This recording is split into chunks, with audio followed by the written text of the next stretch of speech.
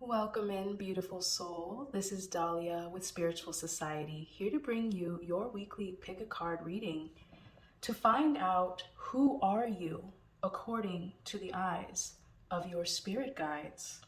If you are new here, go ahead and hit the like and subscribe button, as our mission here at Spiritual Society is to help you unblock your energy so that you are able to live your most radiantly aligned life through practices such as tarot readings. So go ahead and subscribe so that you don't miss any of our future readings.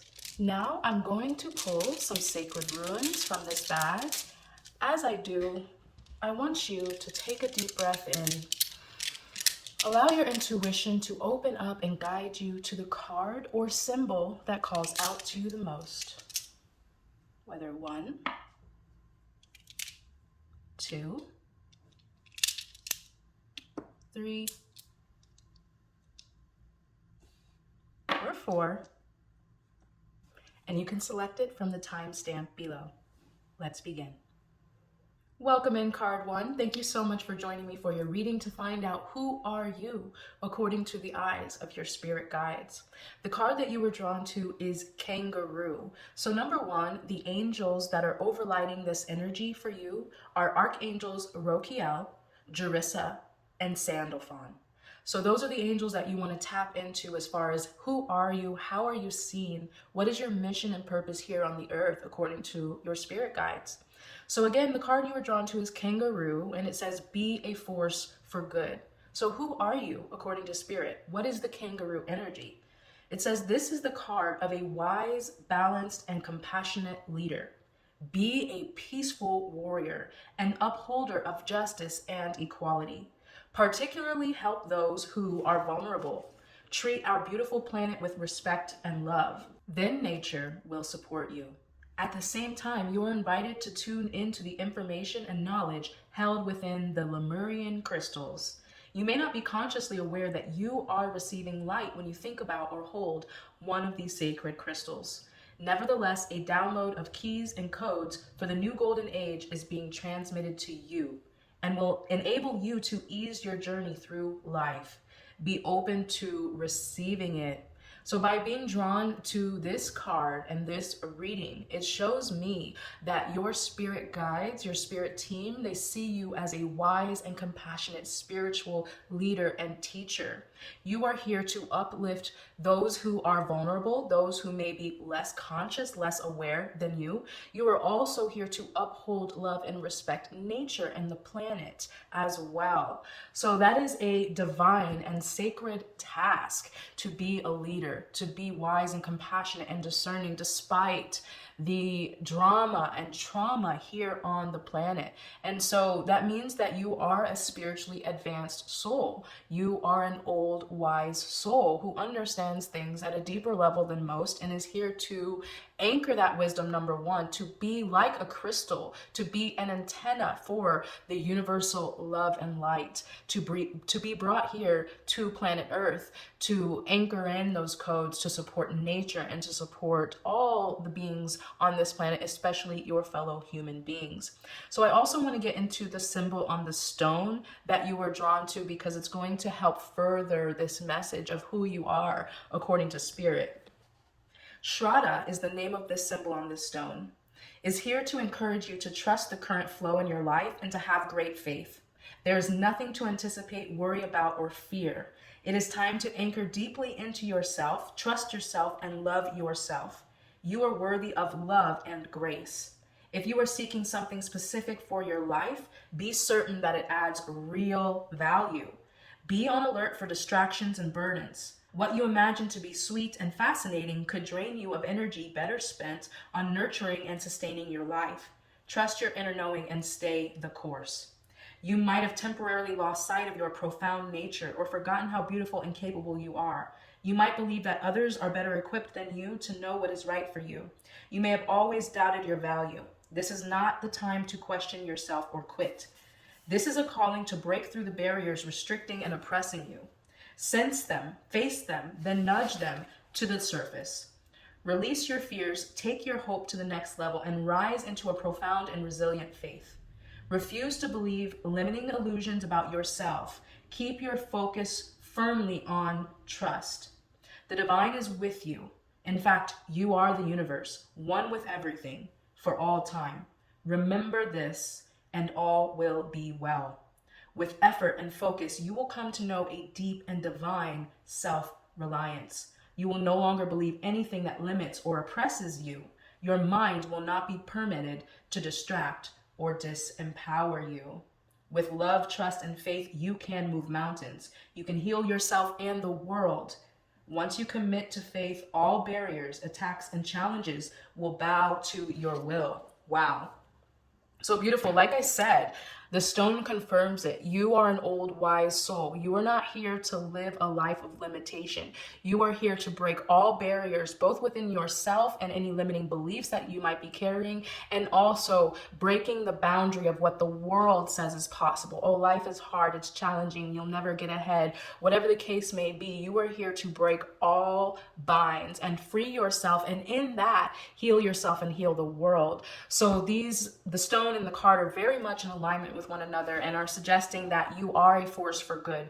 You are here to be a teacher, a leader, and to uplift yourself first, and to be an example and a force for that love and unlimited life force to be dispersed into your neighbors, your community, your friends, your family, and nature, and the world at large. So wow. Congratulations are in order, beautiful soul. So now I want to get into some tarot cards. I'm going to ask a few questions. And we're going to start with, what is your mission and purpose according to your spirit team based on this information of being a leader, wise and compassionate old soul here to break all barriers within and without? Okay. What is your mission and purpose according to your spirit guides? What is your mission and purpose here according to your spirit guides?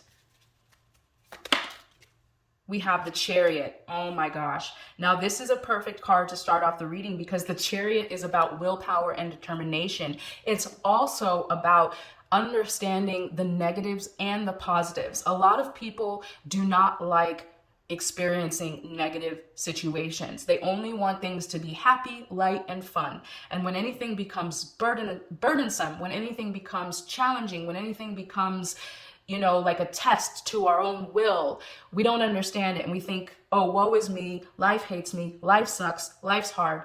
But I always like to say that we would continuously stay the same unless life gave us challenges. If we were never challenged, we would never grow. And therefore, it's important to understand how both the negatives and the positives serve your evolution. And in fact, if we could just get rid of those titles and those labels of what's bad and what's good, what's positive and what's negative, we would understand that they're both parts of the same coin, and they're both just as necessary. We wouldn't even know what good felt like if we didn't experience some bad sometimes.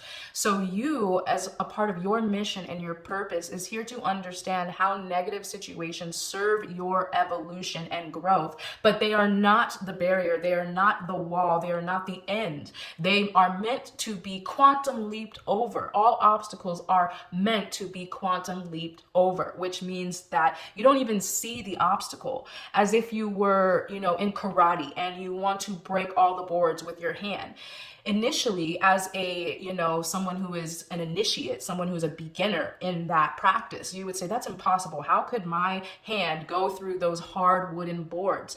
But what a karate student begins to understand is that you don't look at the boards and you don't attempt to break the boards. You see your hand already through the board. You see the end complete. So you're not trying to do something. It's already done. You understand? So you don't look at the obstacle as something that is going to prevent you from getting to where you are. You just go to the end. You go to beyond the obstacle. And that's what the charioteer knows, is that despite all obstacles, despite all challenges, I am going to persevere. I am going to get to my victory. I know that within myself. So therefore, any challenges or obstacles or negative situations that come up along the way, they're only fuel to propel me even closer to my destiny. Okay? So that's here. That is part of your mission and purpose on the earth, is to use negative experiences as fuel to get you where you want to go, because you understand that they are not barriers or obstacles to your success. They are stepping stones to your success, in fact, okay? And so you can be the person who shares that wisdom with those around you and say, this is not the end for you. Just because you're struggling doesn't mean it's over. This is just the beginning. You are growing. You can be that teacher for others through your examples of being in grace under pressure, knowing that those hard moments are still success. They are still you being successful. It's just part of the growth process, okay? And you inherently know that, whether you know that now or not. I feel you probably are like, yeah, I do take challenges in stride. I am a relatively positive person under pressure, okay? And if you don't, that might be an area to work on, because it's definitely your strength to be a force for good and to see the divine in all situations, regardless of how challenging they may be. That faith and that trust is your strength, is one of your strengths, okay? All right, let's ask this question again. What is your mission and purpose according to your spirit team? Wow. We have the Hermit and the Wheel of Fortune. Now, the Wheel of Fortune is about fate, and it's like when we don't have control of our situation. It's when we're like, what's going on? I had these plans. I was going to do A, B, and C this year, but all of a sudden it's like I have no control over what's popping up in my life, and all the plans that I had are just put on hold. And so the Wheel of Fortune are those moments when life is kind of moving events around and we have no control over the situation. Our plans go awry and we're just like, what is happening? I can't get a grip on my life. And usually those moments are kind of tests or initiations to see, well, do you trust life? Do you trust that life is supporting you and is still helping you move to your destination? Even if it appears that you're off track, you're never off track. You might be rerouted. You might go a different way than you thought you would go, but Spirit's always moving you towards your destiny. And that's what the Wheel of Fortune is. So part of your mission is to understand that fact, that you are never stuck. Even when plans go awry, you know, or should know, according to this energy, that Spirit is still working in your favor, that this isn't the end, this is just rerouting. And I love to use the example of like Google Maps, because, you know, you're in traffic, you're driving, you're using your Google Maps or whatever map system you have, and then all of a sudden it says, I found a faster route. Would you like to accept? And you could say no. You say, no, I want to stick on the same route that I've always been on. And for me, that would be resistance to the path that Spirit wants to take you on. And you have the option to accept or deny.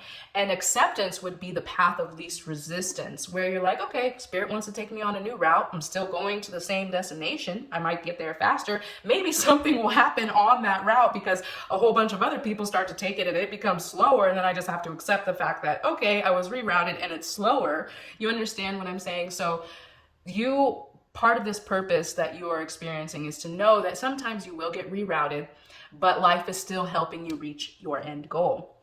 You also have the Hermit, which is definitely important energy when you are a spiritual teacher and a leader, because you have to often retreat and find moments of solitude, because in those quiet spaces when you're alone with Spirit, you actually receive those divine downloads that the kangaroo card was talking about. And you can even see like the crystalline structure around the kangaroo on this card and how it's being an anchor, like I said, an antenna for light, for wisdom, for divine downloads and inspiration to come through the kangaroo.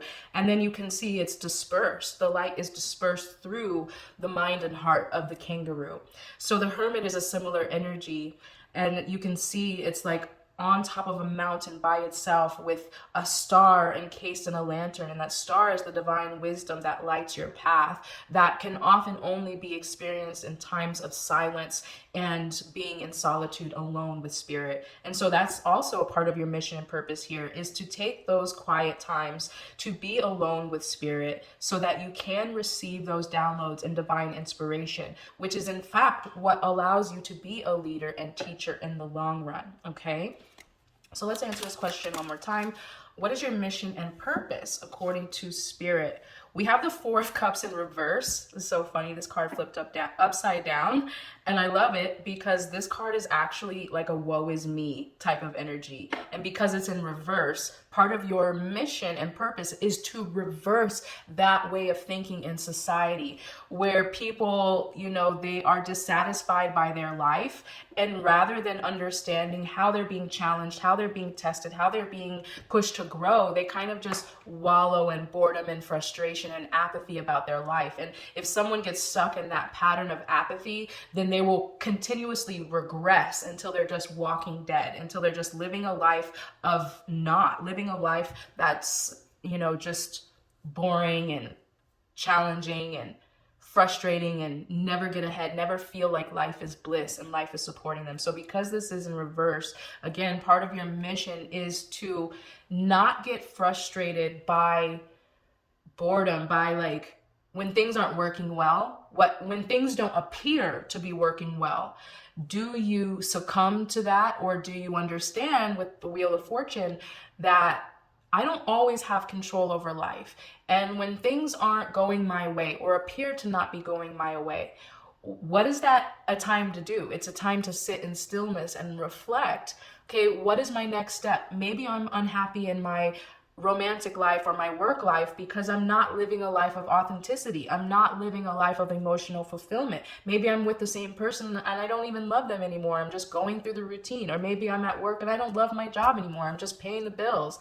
So you are the type of person that can help other people move through their apathy, move through their frustration and that stuckness of life, and help pivot their understanding, pivot their emotions, pivot their energy to appreciate those moments as times of opportunity to change instead of, the victimization. So again, your purpose and mission is not to be a victim of life. If I could just sum that up in one sentence, it's your purpose and mission is not to be a victim of life, but instead to be an example of the graciousness of life, like the symbol here, the trust and faith that there are no barriers. You are an unlimited being. You are part of the universe as a whole. You cannot be limited. And limitation is only an opportunity to grow, to pivot, to change, to, reach a higher level of fulfillment that we may not be currently experiencing. So again, you are here to be an example of that, to embody that, and through your example, to share that light and that wisdom with others around you as well. So that's very beautiful, very beautiful. So now I'm going to look at what are your strengths according to your spirit team. Okay, what are your strengths according to the eyes of spirit? We have the Eight of Swords.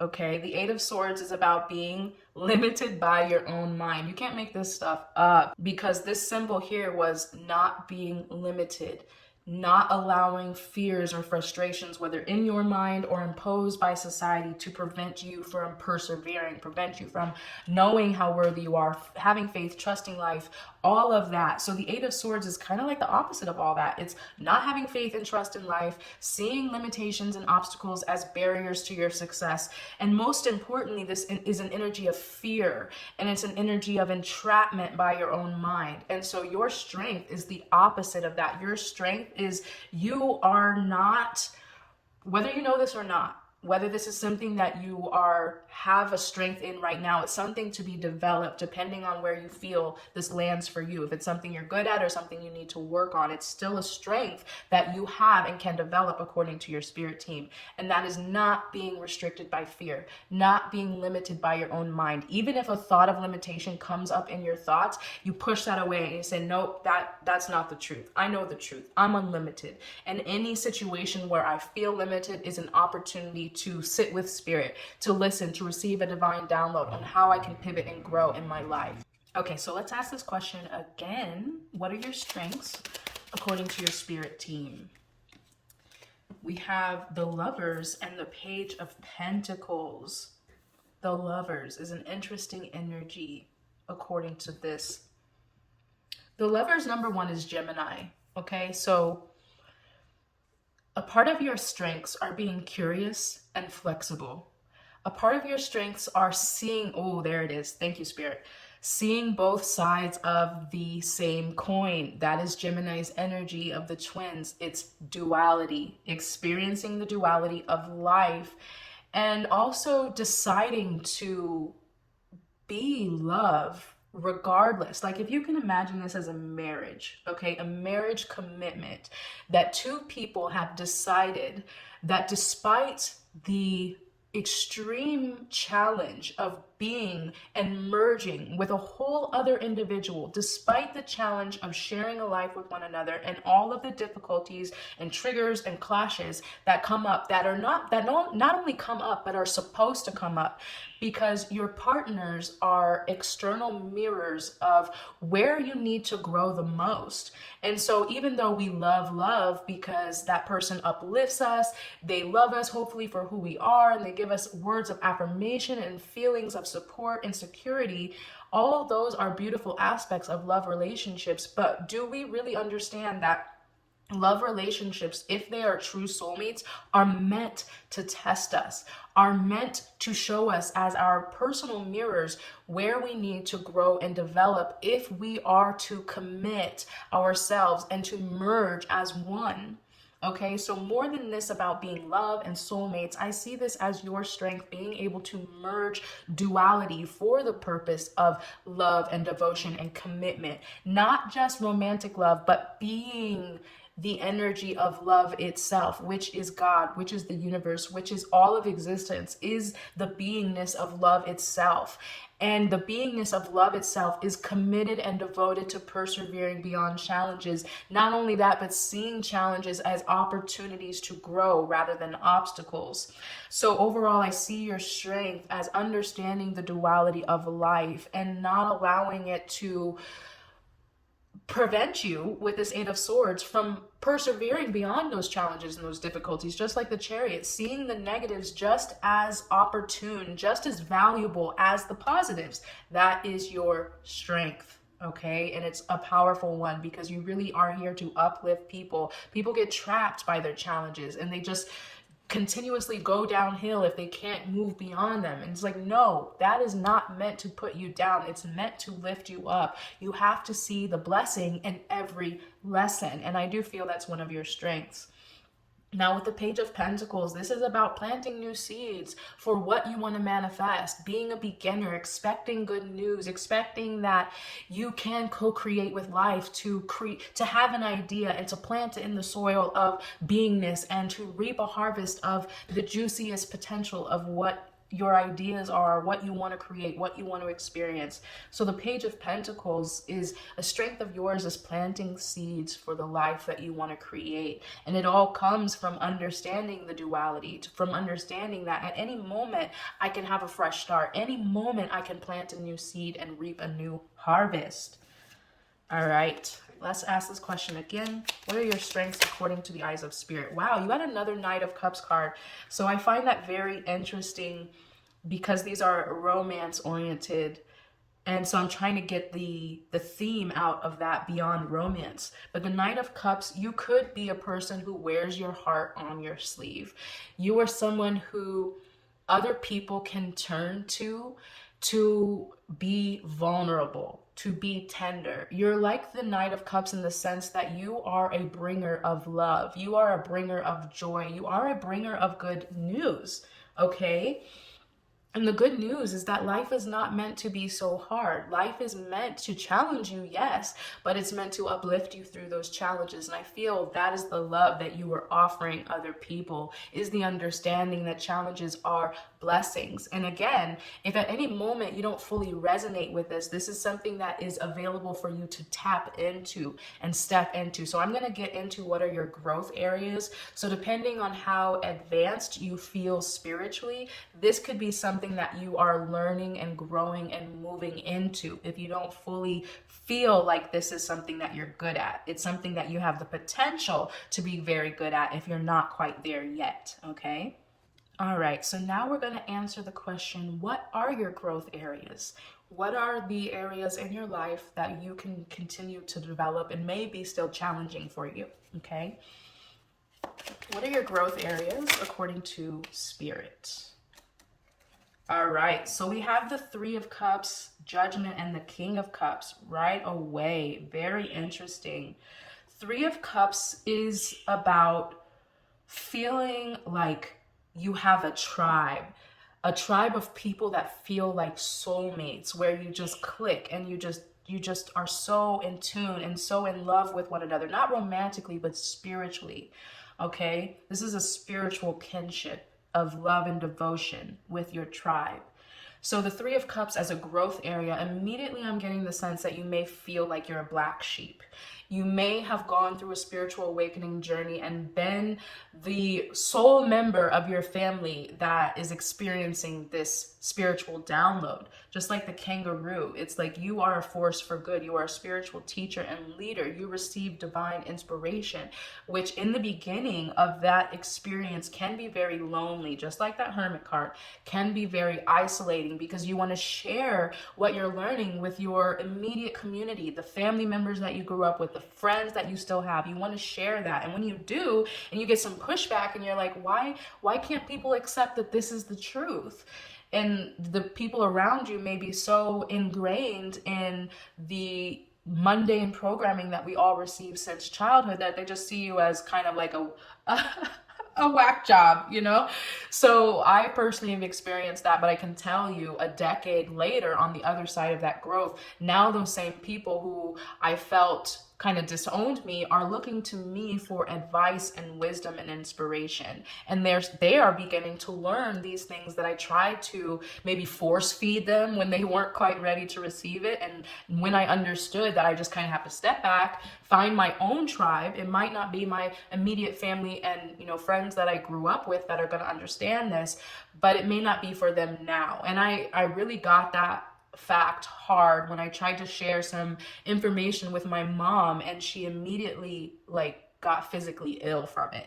And I said, wow, it is really not of service to share information with people before they are ready to receive it. It can actually be a detriment to them. And so although it was painful to kind of have to separate a very important part of myself from my immediate family and friends, it was a valuable learning lesson for me that some people just aren't ready to receive information, and I can't force them to receive it. I just have to retreat, find my truth, and through that, my life will unfold authentically. And through that experience, like I said, those family members and friends who kind of thought I was being silly to begin with are now seeing me as a light and an example and a teacher.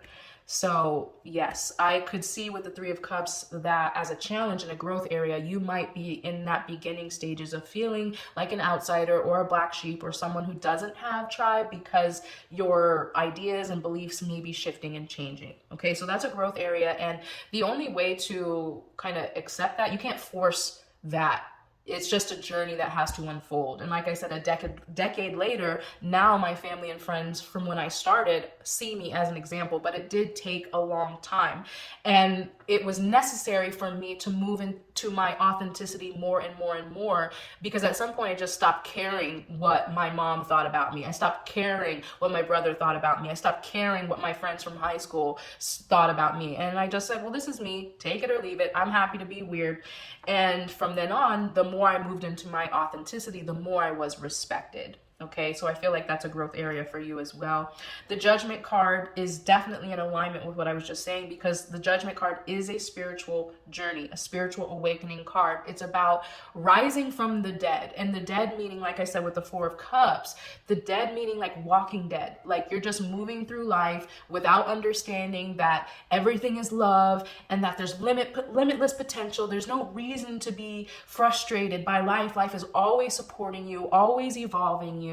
And if you don't understand that, then for me, you're like a walking dead.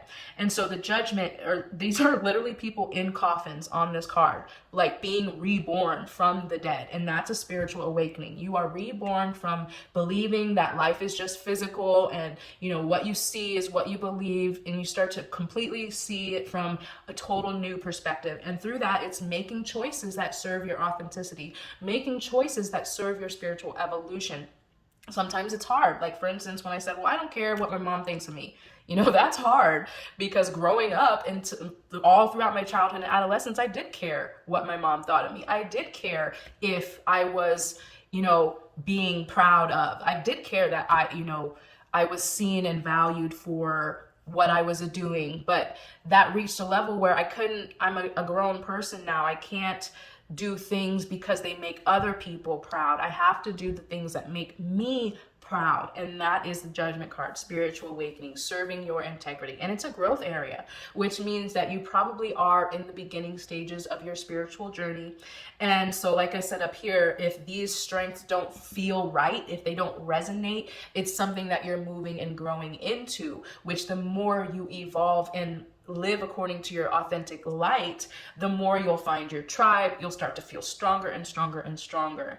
The King of Cups, as part of a growth area, is to have more compassion for yourself and others, especially if you're in the beginning stages. You know, I butt heads with my mom so much during that time. It's like, why don't you understand me? Why don't you believe in me? Why?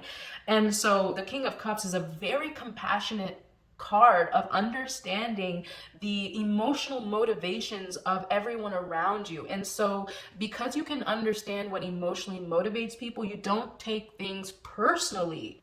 So with this King of Cups, I highly recommend you to take it easy on yourself and others, to not be judgmental. As a spiritual teacher and leader, as a wise, compassionate soul, you understand the limitations of others and where they are according to their spiritual growth. So if you are less judgmental, less criticizing about other people and where they are, it will allow you to have that compassion and that grace that doesn't resist people and situations, which actually in turn gives them the grace that they need to grow, because they can feel, whether you say it or not, they can feel your judgment, they can feel your criticism. The minute you show self-compassion and compassion for others, it uplifts them energetically, because criticism is an energy field that keeps people down and stuck. But if you can compassionately see them as their highest self, no matter what mistakes they're making, no matter what they're doing, you know, then that energetically heals them, whether they know it or not. Okay, so that's a growth area for you. Less judgment and criticism for others and yourself, to be compassionate for everything, which allows you to be a healer of self and others. Okay, one final card for growth area.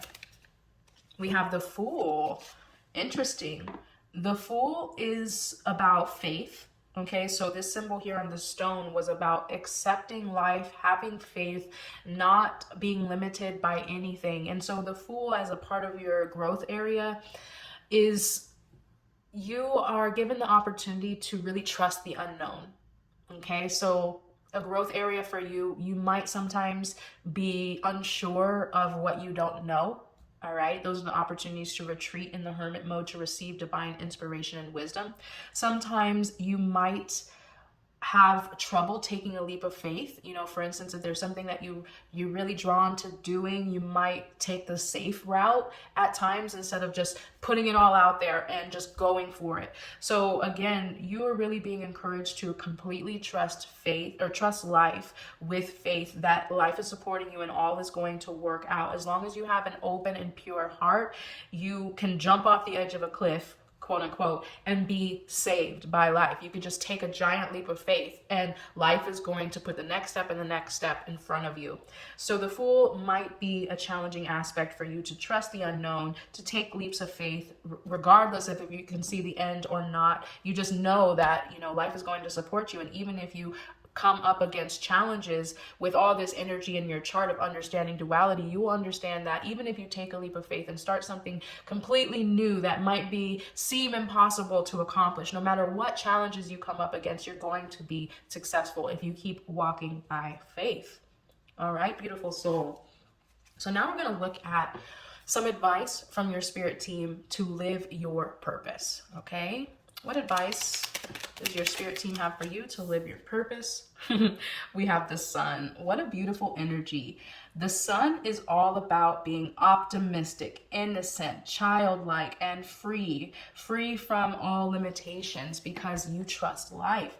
So yes, advice is to be innocent. Okay, to be innocent in life, again, is to trust, like the Chariot and the Lovers, that no matter how challenging it gets, no matter when all appears dark, you just accept that life is going to support you. Because you can imagine, hopefully as a child, you didn't feel the burden of responsibilities like your parents felt. Some children do. Some children have to grow up way too fast. But ideally, You didn't have to worry about paying the bills, for instance. You didn't know where your next meal was going to come from.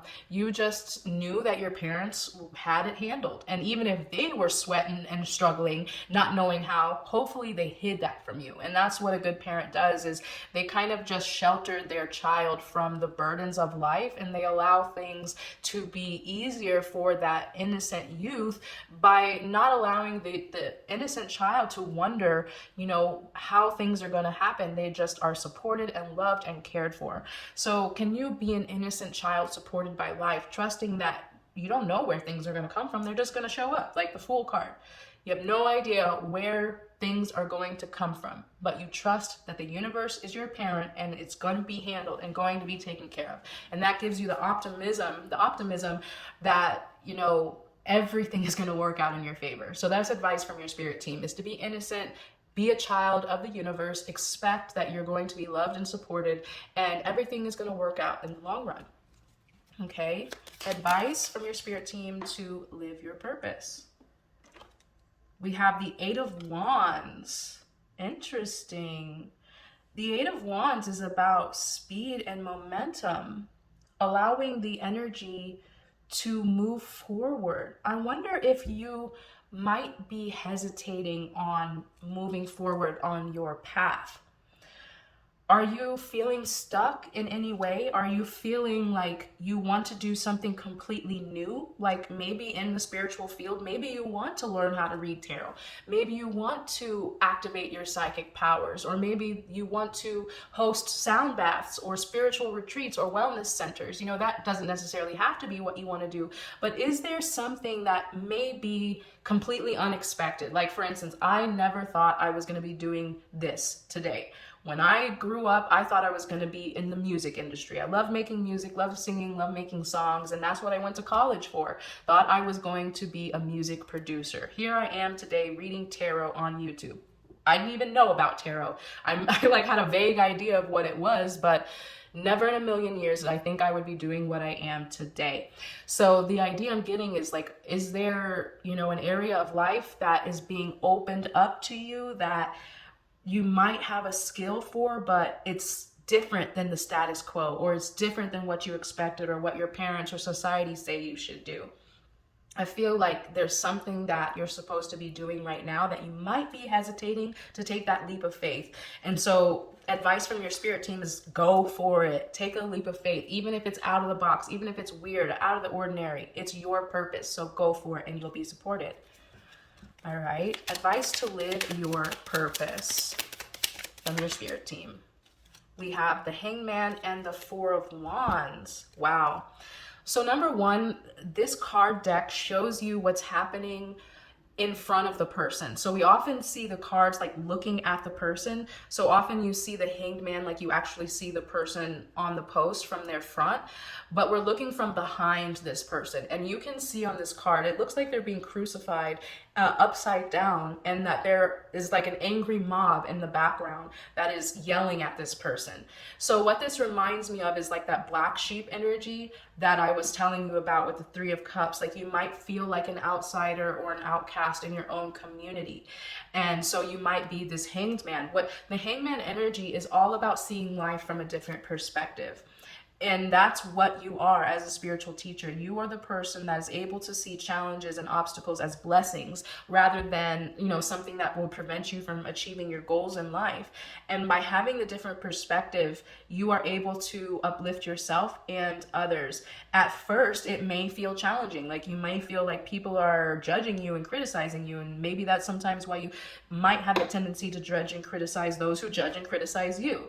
But having self-compassion for others is to understand the angry mob just doesn't get it. They just don't understand the spiritual aspects of life, and I'm not going to fault them for it. I'm just going to continue to be my authentic self and live my light and my truth. And at some point, maybe that angry mob will turn into a group of friends who ask me for advice, right?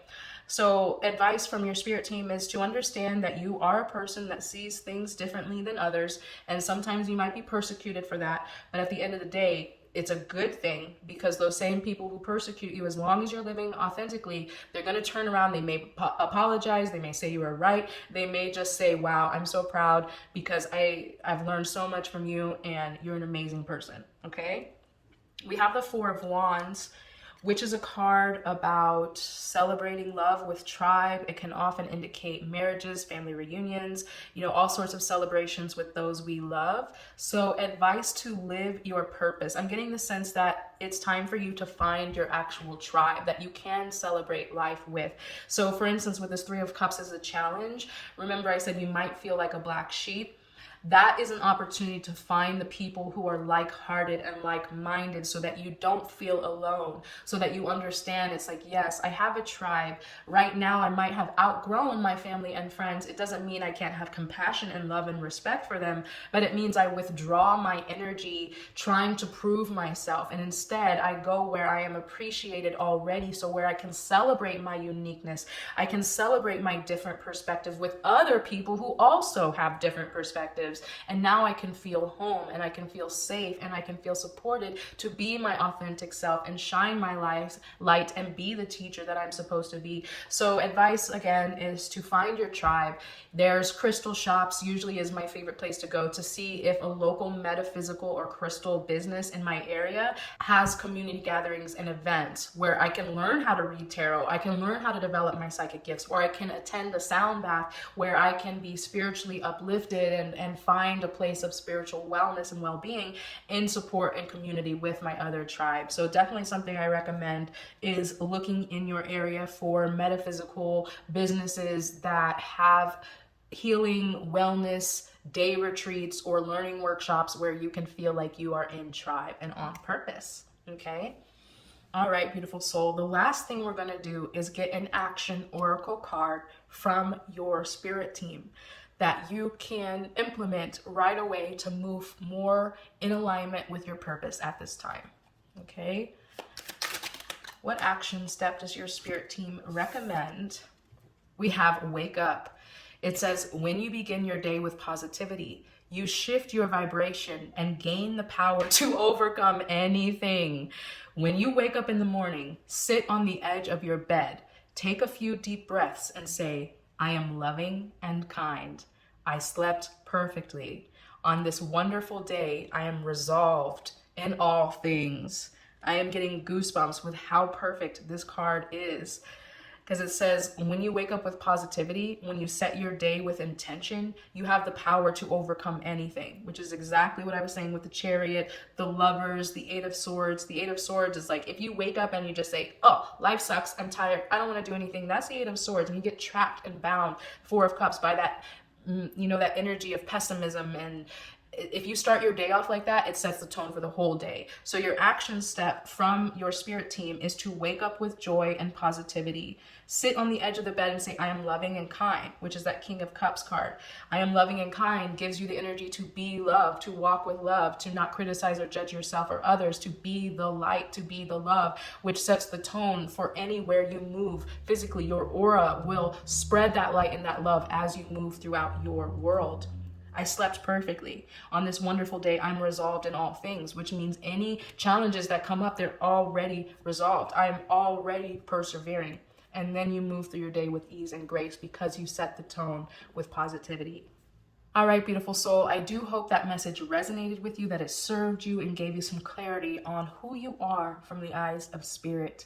If you resonate with this reading and you want to claim it for yourself, comment a kangaroo emoji down below. Again, if you resonate and you want to claim this message, comment a kangaroo emoji. Also remember that if you are drawn to receive a deeper personal reading, the link is available in the description box below to book that for yourself. And until the next time I get to read for you, as always, I am sending you so much peace and love. Bye for now. Welcome in card 2. Thank you so much for joining me for your pick a card reading this week to find out who are you according to your spirit guides. So the card that you were drawn to is the Raven. The archangels associated with this card are Azrael and Bokpi. So those are the two spirit guides that are overlighting your energetic theme this week. So let's look at the Raven card to get a better feel of who you are according to your spirit team. When you receive this card, your guidance is to watch your thoughts. Make sure that they are positive and wholesome. Examine your intentions and make clear ones for everyone's good, including your own. A pure vision sets your journey to enlightenment and ascension. The raven suggests that you have skills and talents that will enable you to bypass obstacles in a clever and different way. It also warns you to be prepared for sudden change or a transition into something unexpected and new. You have all the support and help you need for the transition ahead. So it also says that ravens work with Archangel Azrael, who is the angel of birth and death, who sends ravens as an animal ready to give birth or ready to prepare for death. Its arrival is a reminder to prepare for something new and also energetically to prepare for something old and ready to pass over. So by being drawn to this card, you are a change agent. You are someone who prepares not only yourself, but energetically the atmosphere around you for impending change, because all of life is a cycle. One closed door is the beginning of a new open door. An ending always leads to a new beginning.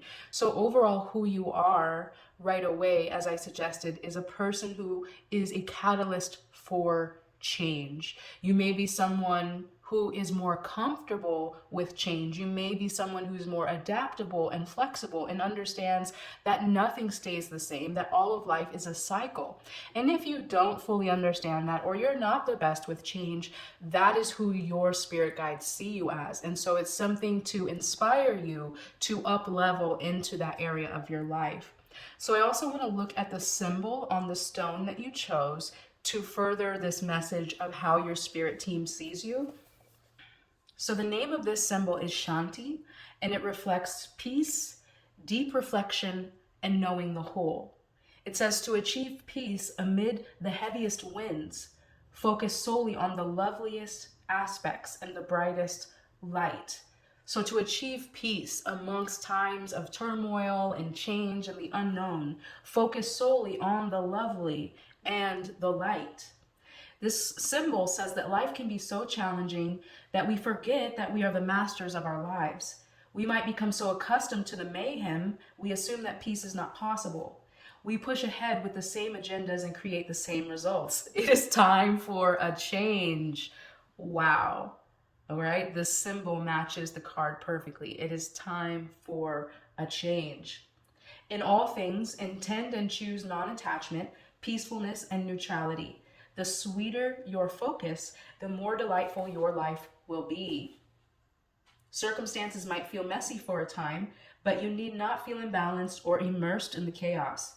If others try to claw their way into your heart or draw you into their agitation, choose calm over discord or say goodbye.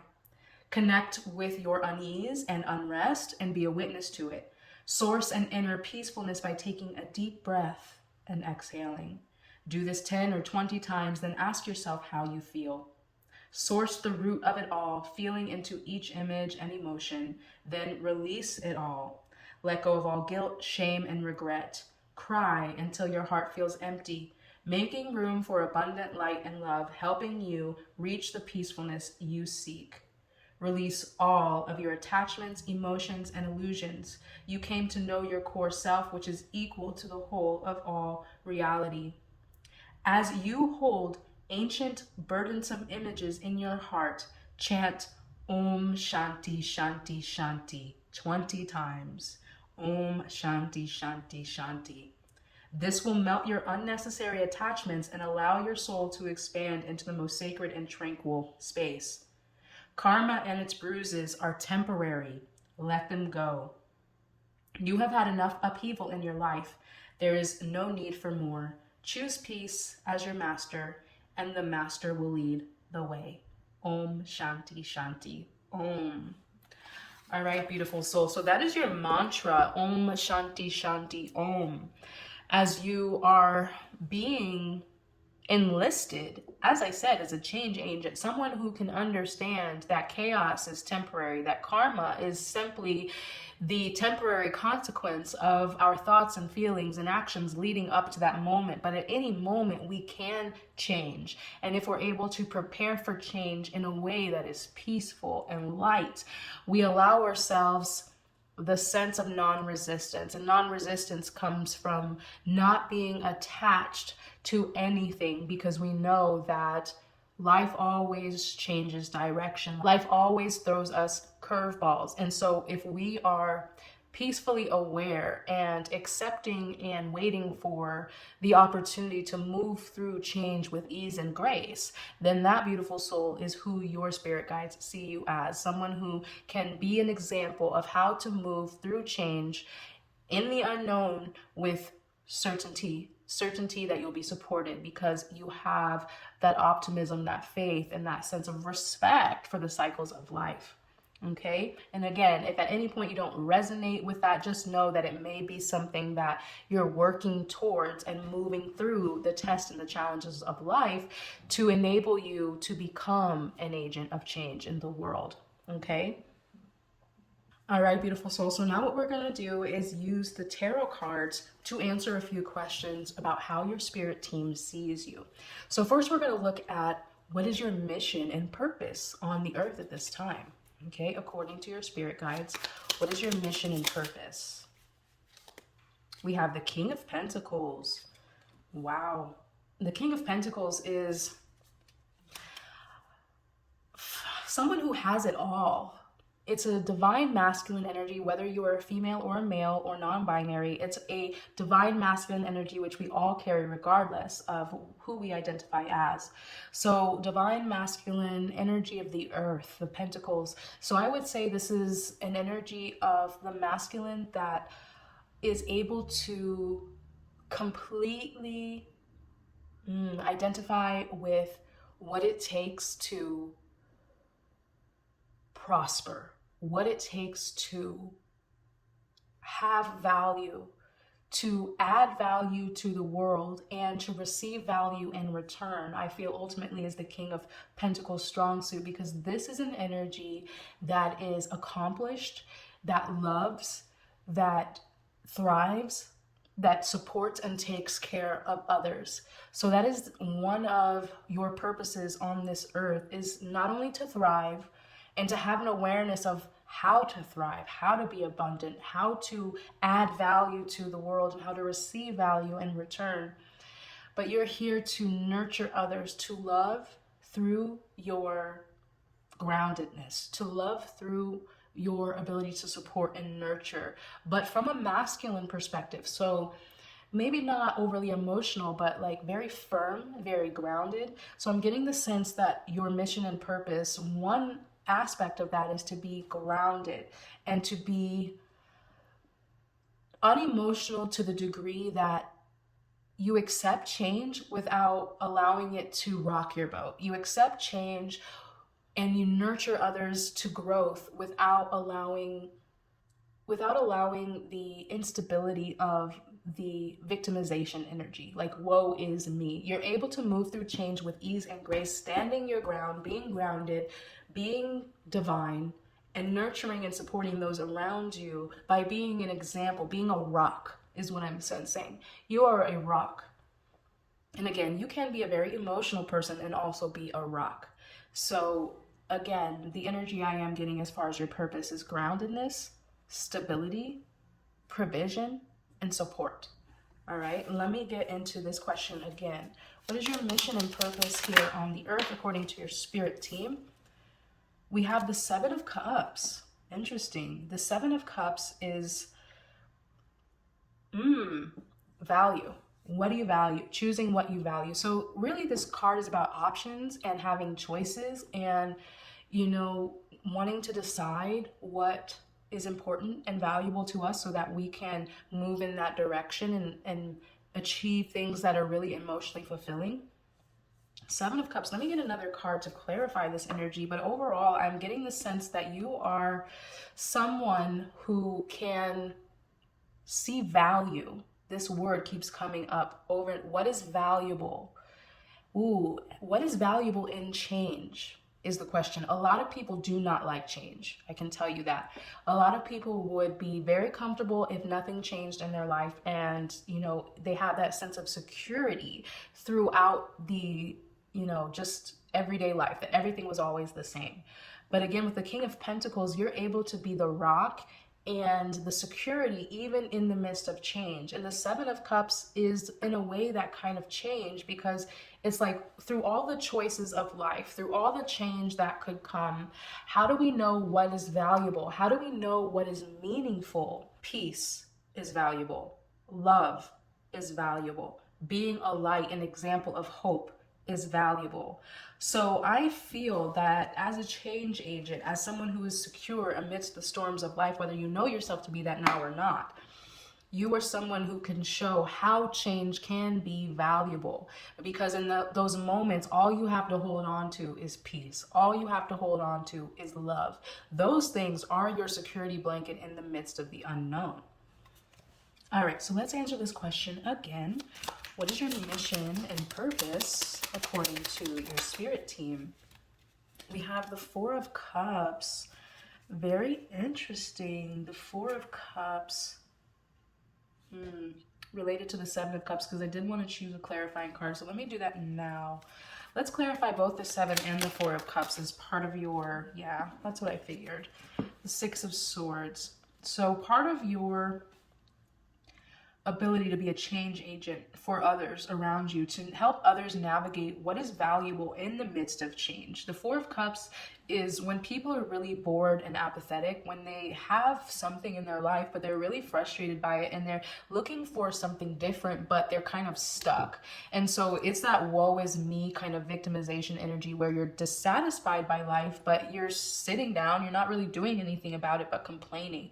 So with the Six of Swords as a clarifier for both the Seven and the Four of Cups, I feel like you have the ability, whether you know it or not, part of your mission and purpose is to help others transition from those times in their life when they are down and out to a better opportunity. And the most mundane kind of idea that came to me in relationship to this is like a temp agent, because there are temp agencies where you lose your job, where you have the opportunity to work temporarily until you get on your feet and can find permanent work. And even through that temporary work, you may find something that is permanent.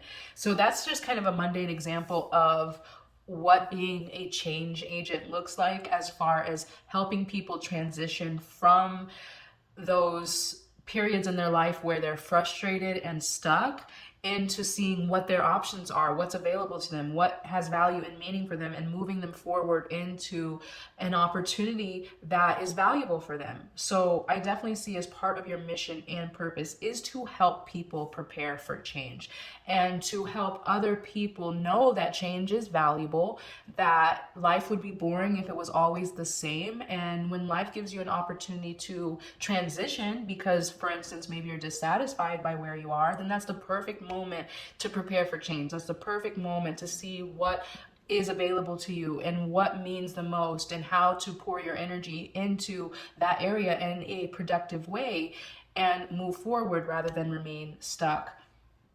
So that's overall what I'm getting as part of your mission and purpose. So now I want to look at what are your strengths, okay? According to your spirit guides, what are your strengths? We have a Three of Swords, which shows me that you are able to help people understand pain. You're able to help them understand loss and move through it, which again reminds me of the temp agent example.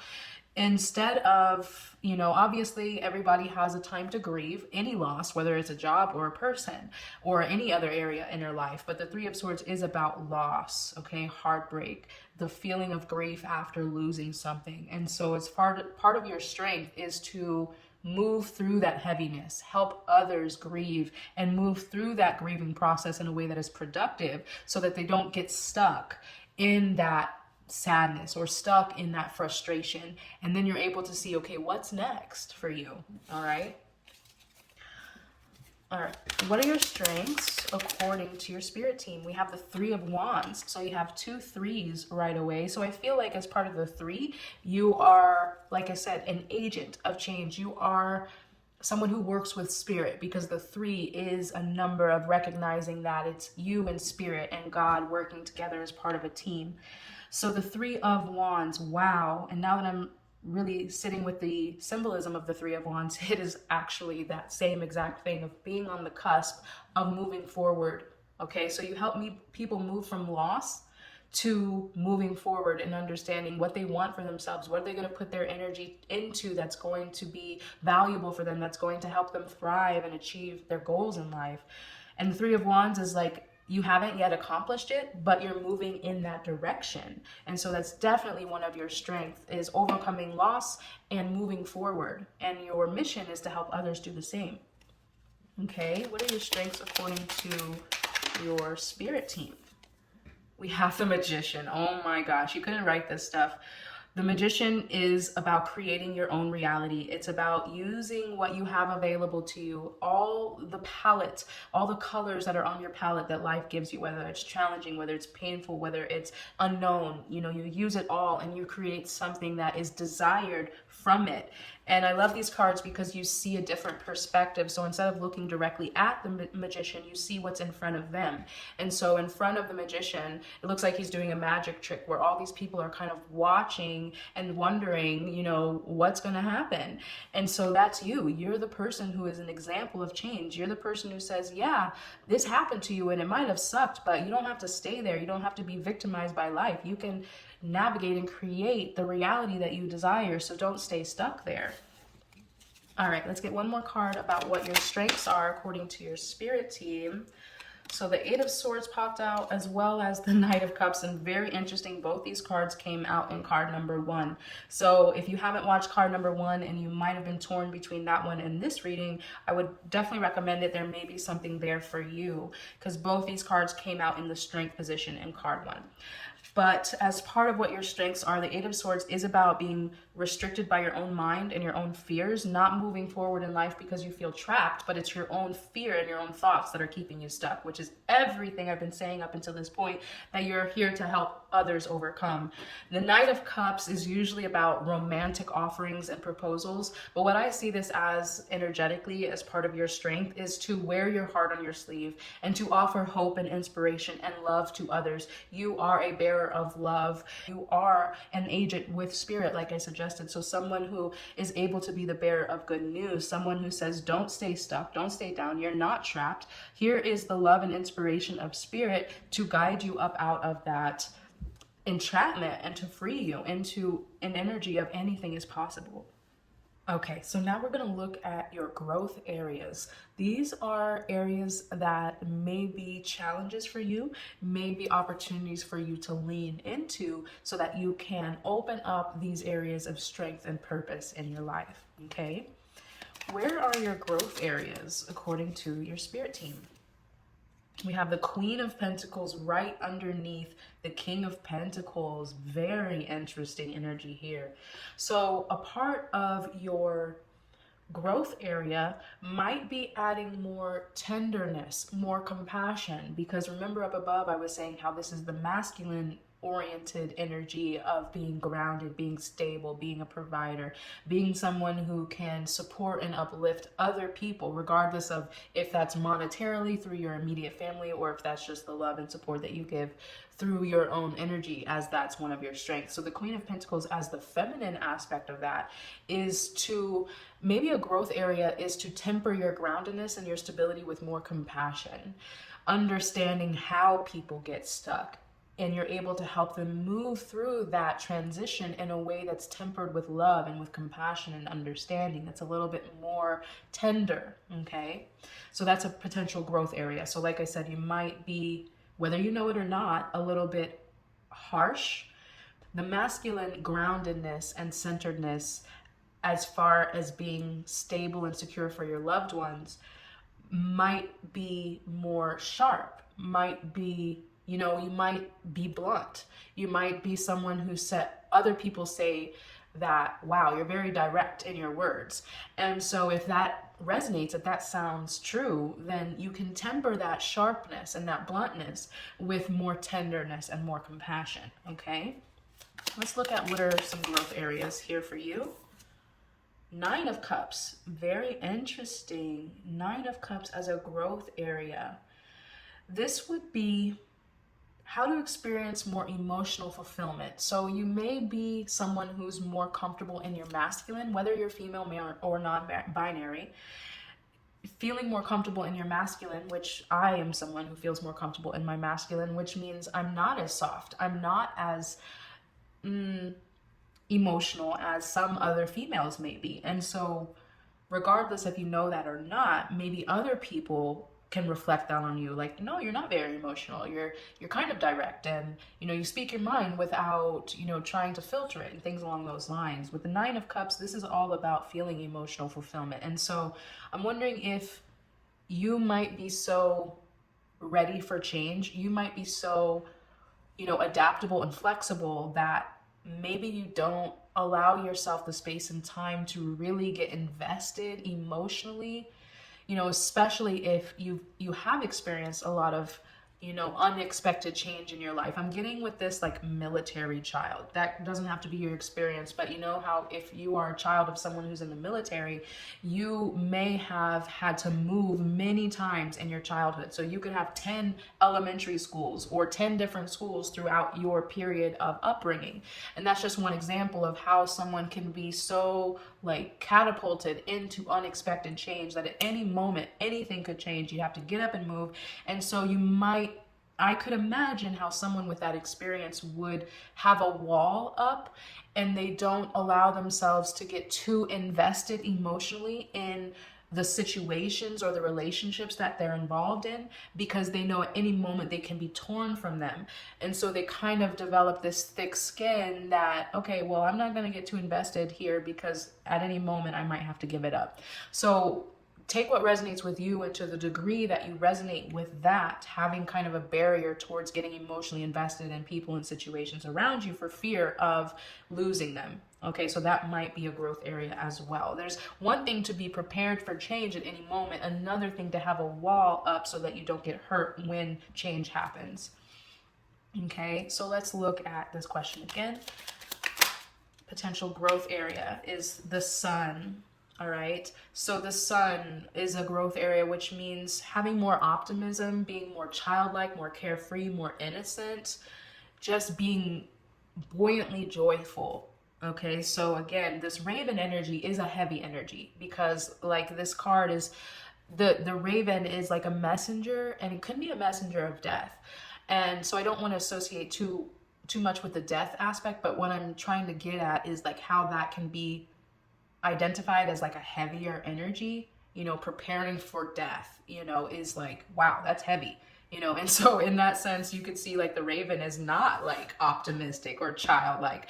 A Raven is definitely not an energy that you can like attach innocence to, even though the Raven is innocent in its own way. It's like a trickster. Yeah, it's a trickster energy, is what is associated with the Raven. And so for that, it's like, that might be a challenge, carrying that more heavier, maybe kind of dark or masculine archetype in your energy field can be like, maybe people are like, wow, you're dark, like you talk about dark things, or wow, you have a tendency to like be heavy in what you discuss.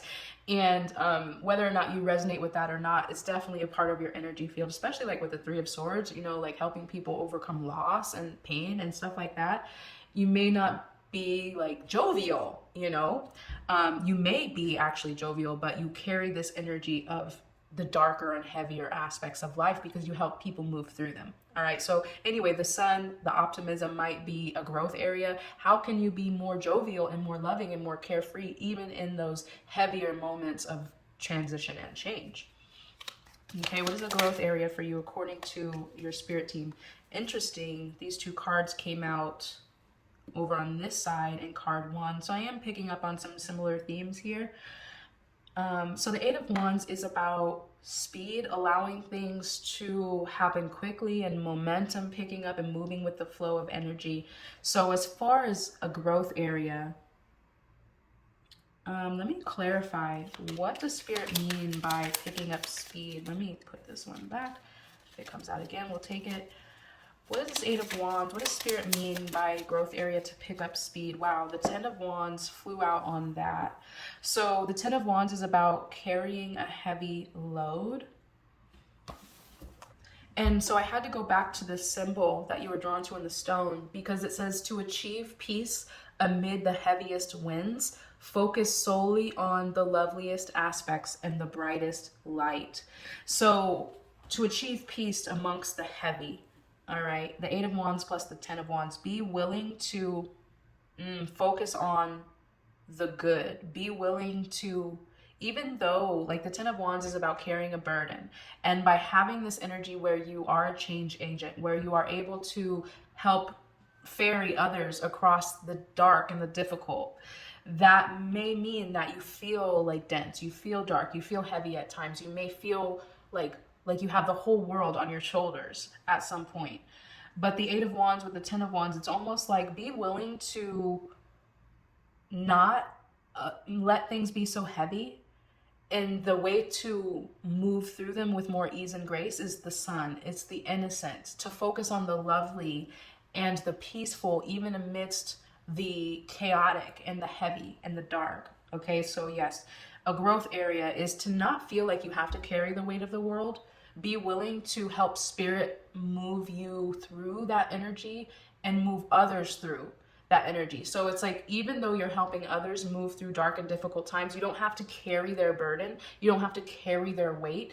You can focus on the good and the positive and allow Spirit to move that energy away from you, so you don't have to carry it. So I'm thinking of like the therapist for the therapist is the image that just came to my mind. So the Eight of Wands is like the therapist for the therapist. So as you lift burden off of others, don't let it stay on you. You give it to Spirit, and Spirit will carry it away. And the way you give it to Spirit is by focusing on the lovely and focusing on the light aspects. And even asking, you can always ask Spirit to help you to not allow that heaviness to weigh down your spirit when you help lift it off of others. Okay? So finally, I want to look at some advice from your spirit guides to help you live your truth and your purpose and your mission. Okay? Advice from your spirit guides to help you live your purpose and mission. We have the Six of Cups.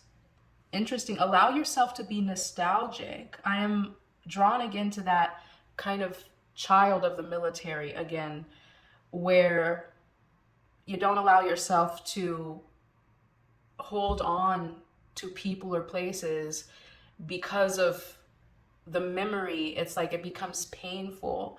And so if, as a person of change, okay, as a bringer and a catalyst for change, memories are all that you have, right? So if you are someone, for instance, who just so happened to travel a lot throughout your childhood and you never had one school or one friend that you could hold on to, at the end of the day, memories are all you have. Even when, for instance, like I'm thinking of like death doula.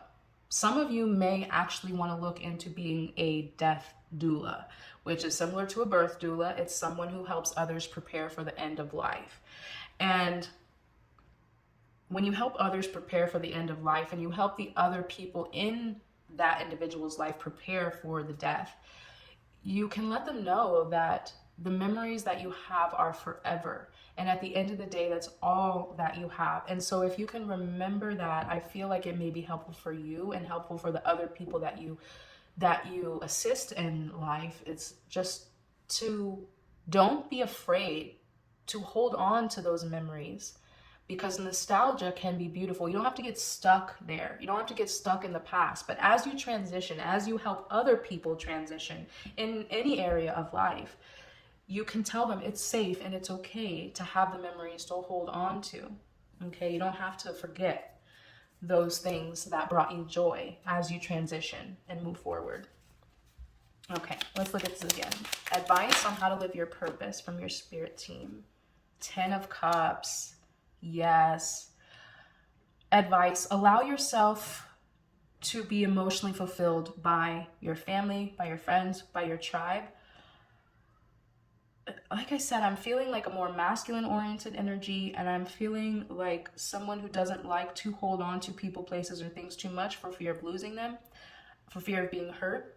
So if that resonates, the Ten of Cups is like, allow yourself to be overwhelmingly satisfied by the people and the places in your life and the situations that you're involved in, regardless if you know that they're going to change. Because you can always have that memory, even if you don't have the person, and you will enjoy having those memories and the nostalgia to reflect upon, even if some relationship or circumstance changes in your life. So yes, allow yourself to be emotionally filled and uplifted by the people around you.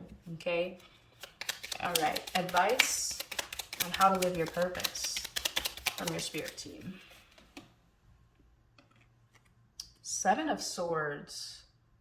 Interesting. The Seven of Swords. This is about deception, watching out for, you know, the negative behaviors of self and other. But I want to get a clarifying card. What is the Seven of Swords about? The Ace of Pentacles. Let me get one more clarifying card. What is the Seven of Swords? We have the Queen of Swords. Interesting. Advice to live your purpose. I'm getting the sense that you have the ability to read through BS, and this is a very interesting energy. What does Spirit Team want you to know about this Seven of Swords?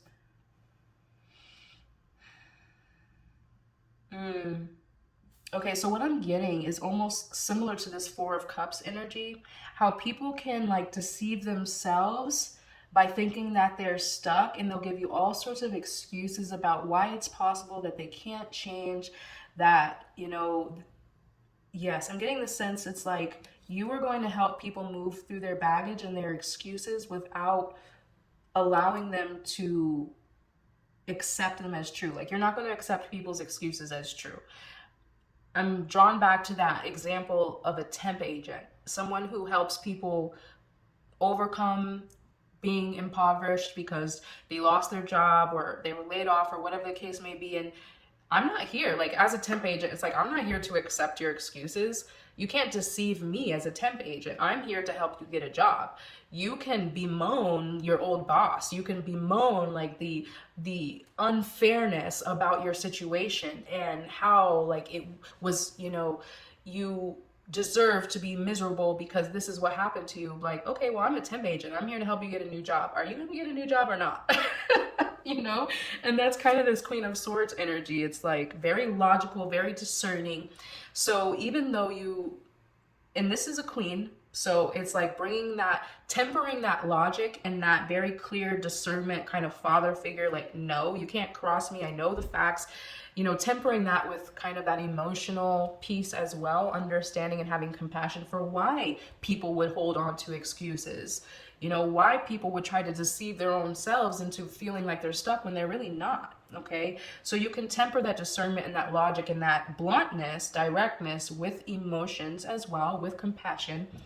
But with this Ace of Pentacles, again, it's like, yeah, you're not here to accept people's excuses, and you can't be deceived by, you know, other people's stories. You know, it's like, we're going to plant this seed of the new or we're not, you know, you don't, that's it, you know, like, I'm here to get you a new job. You can, I'm not your therapist. You don't talk to me about how you hated your boss and the job sucked. We're getting you a new job or we're not, right? So that's the kind of energy I'm getting as far as advice for your mission and purpose, is just continue to have that logic and clear discernment to know when people are trying to BS themselves and BS you. And it's like, no, you can't deceive me. You can try and deceive yourself, but I'm here to help you change. So we're either going to change or we're not, okay? So I definitely feel that is strengths that you have and advice and encouragement on how to step into this purpose of yours. And I suggested so many different like mundane job opportunities in here, you know, like the death doula or the temp agent, or, you know, so it's like, if you wanted to pivot these skills and these strengths into specific careers in the world, you could definitely do that. You know, you can always use this ability to be an agent of change in the world and make money off of it if that's something that you ever wanted to do. Okay. All right, beautiful soul. So last, we're going to get an action card from your spirit team on how to move forward into your purpose. Okay? Action card from spirit. What can you do now to step into your purpose? We have chant Om. Very interesting that I'm pretty sure in the beginning, this card kept saying chant Om Shanti Shanti Om. Now that's amazing. So obviously chanting is part of an action step that you can get into the energy of spirit. Okay, chanting, it's almost like you become an antenna for spirit by tapping into a divine frequency. And Om is it's the name of God in a sense. It's the primordial sound is what I'm trying to say. It's the sound of creation. So by chanting Om, you're literally tapping into the sound of creation. It's very empowering. So it says, close your eyes and slowly chant Om 21 times. Chanting frees our souls and helps us heal. It unlocks forgiveness, emotions, and forward movement. When we chant, we move beyond our minds, improve our vibrations, and invite divine bliss to permeate our being and expand within us. So I love this because it's saying that chanting frees your soul and it helps unlock forgiveness and forward movement. And what did I say? You're a change agent, someone who helps others move forward. And so by chanting, either chanting Om Shanti or just Om, it's going to help you tap into that divine frequency so that you can be the antenna for spirit and help others move through change and loss, unexpected transitions with more ease and grace. All right, beautiful soul. I do hope that this message resonated with you, that it served you, gave you some peace and clarity. If you do resonate and you want to claim it for yourself, go ahead and comment a raven emoji or any bird emoji that you have available. Again, if you resonate and you want to claim this message, comment a raven, crow, or a bird emoji, whatever you have. And if you feel inclined to receive a deeper personal reading, the link is available at the description box below to book that for yourself at any time. And until the next time I get to read for you, as always, I'm sending you so much peace and love. Bye for now. Welcome in card number 3. Thank you so much for joining me for your pick a card reading this week to find out who are you from the eyes of your spirit guides. The card that you were drawn to is Whale. And the archangels associated with this card are Archangels Mary and Jules. So those are the overlighting angels that are here to guide you in understanding more about yourself from their perspective. The Whale card says, live as a fully conscious being. This is the card of self-mastery. So you are a spiritual master, whether you're aware of it or not. Let's look at this a little bit deeper. Again, it says this is the card of mastery. One of the first steps is to be able to control your breathing. When you focus on your breath, you connect consciously to source and your place of origin. Whale wisdom suggests you center yourself through breathing or deepen your meditation practice. When you can think about or swim with the whales, Angel Mary can also take you up to source. Your heart will be touched by the ineffable light. Rise above worldly matters and spread love, light, hope, and inspiration to those around you. Ask that your fifth dimensional blueprint be fully installed and live it. No matter what is happening around you, be the best that you can be. Yes, I love this. It's saying rise above worldly matters, spread love, light, hope, and inspiration to those around you. Ask that your fifth dimensional blueprint be fully installed and live it. So if you're not aware, your fifth dimensional blueprint, so you might have heard like living in the fifth dimension. What does that mean? It simply means ascending to a more spiritual level of consciousness and way of being and living in the world. Someone who is a spiritual master, someone who knows that the physical life, the 3D realm, is not all that there is. And in fact, the 3D realm is only an extension of the spiritual. The physical would not exist without the spiritual. And so you are able, whether you know it or not, and this is part of your mission and purpose, to rise above the 3D, to rise above the mundane concerns of the world where, yes, there's war and there's famine and there's poverty and there's all sorts of terrible monstrosities on the earth due to the ignorance of humanity. However, that's only because of the ignorance of humanity. It's not the ultimate truth, because when we separate humans from nature, we see that nature is in perfect order, even when things appear to be dead. For instance, in places where there's winter and it all appears lifeless, nature is simply storing up reserves of life force so that it can renew itself again in the next season.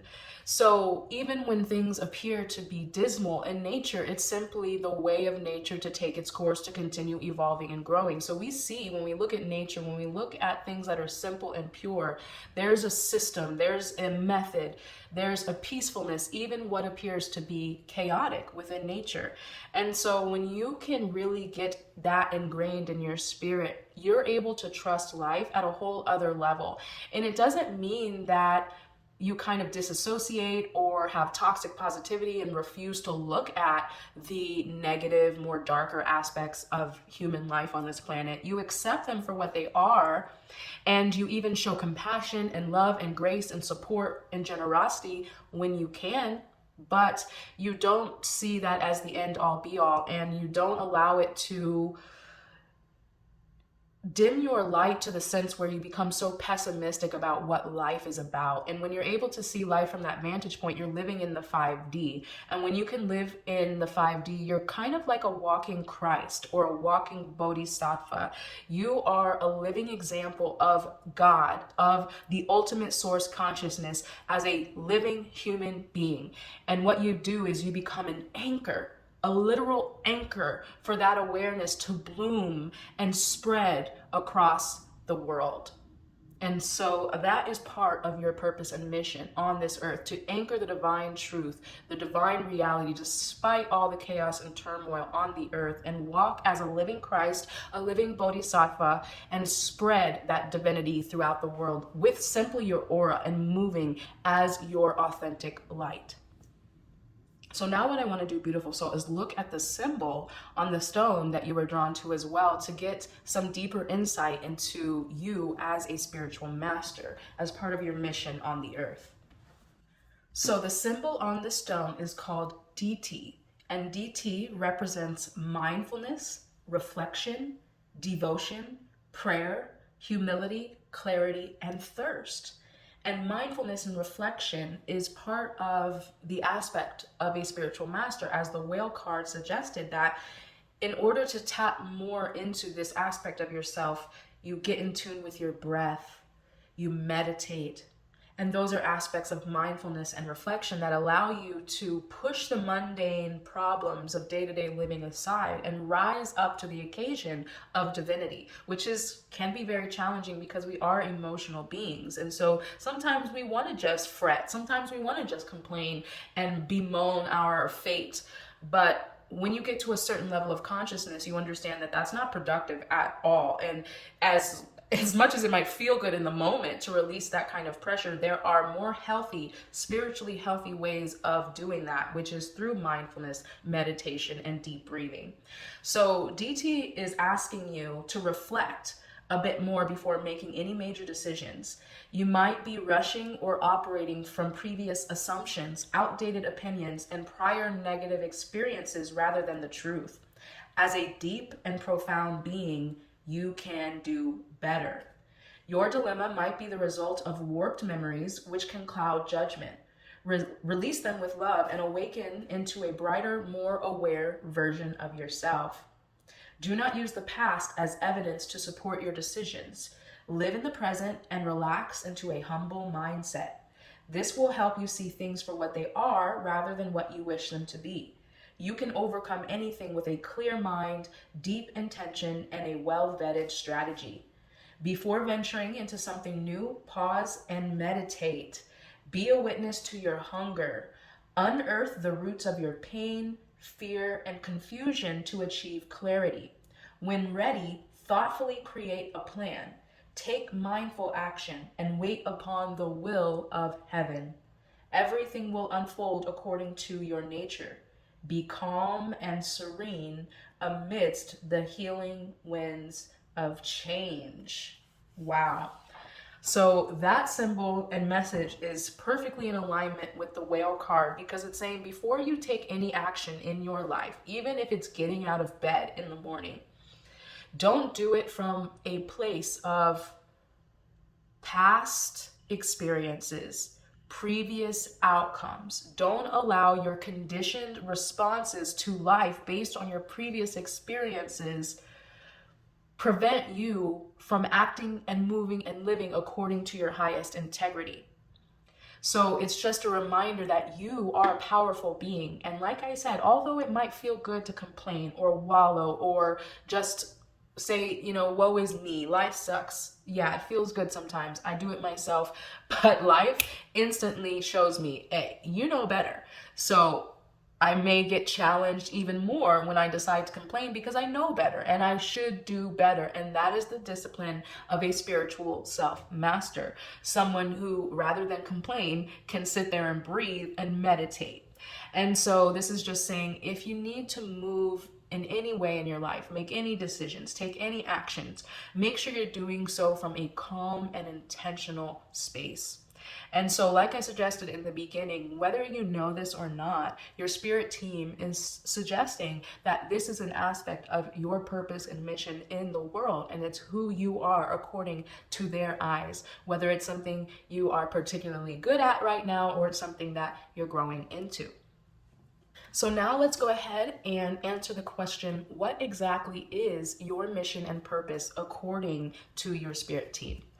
Okay, what is your mission and purpose according to your spirit team? Beautiful. So the Emperor card right away suggests that part of your mission and purpose is to anchor in divine masculinity.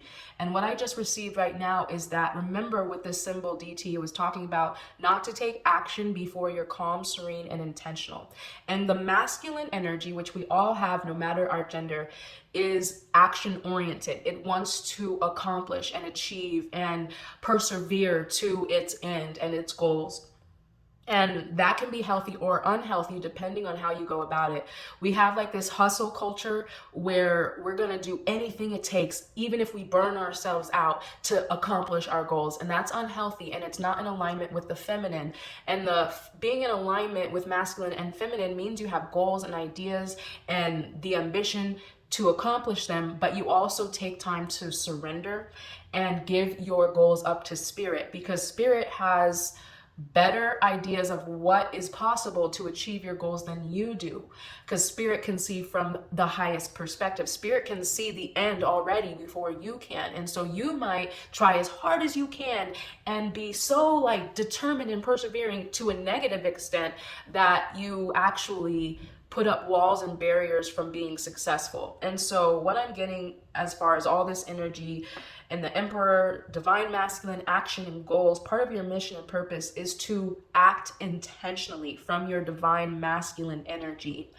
So yeah, that's quite simple. And so what this means is that, remember I said the 5D, you have the ability to build a structure of higher dimensional living as using your life as an example by living intentionally, by having a goal clear in your mind and having it already done and knowing that you will accomplish it, but then also giving it up to spirit to give you the divine inspiration and allow it to unfold in timing and to help you take action that is according to spirit, which is going to allow you to not only be successful in your own life, but again, to be a walking example of what's possible when you are in alignment with spirit.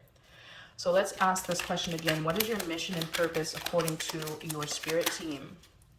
What do they want you to know at this time? We have the 10 of Swords.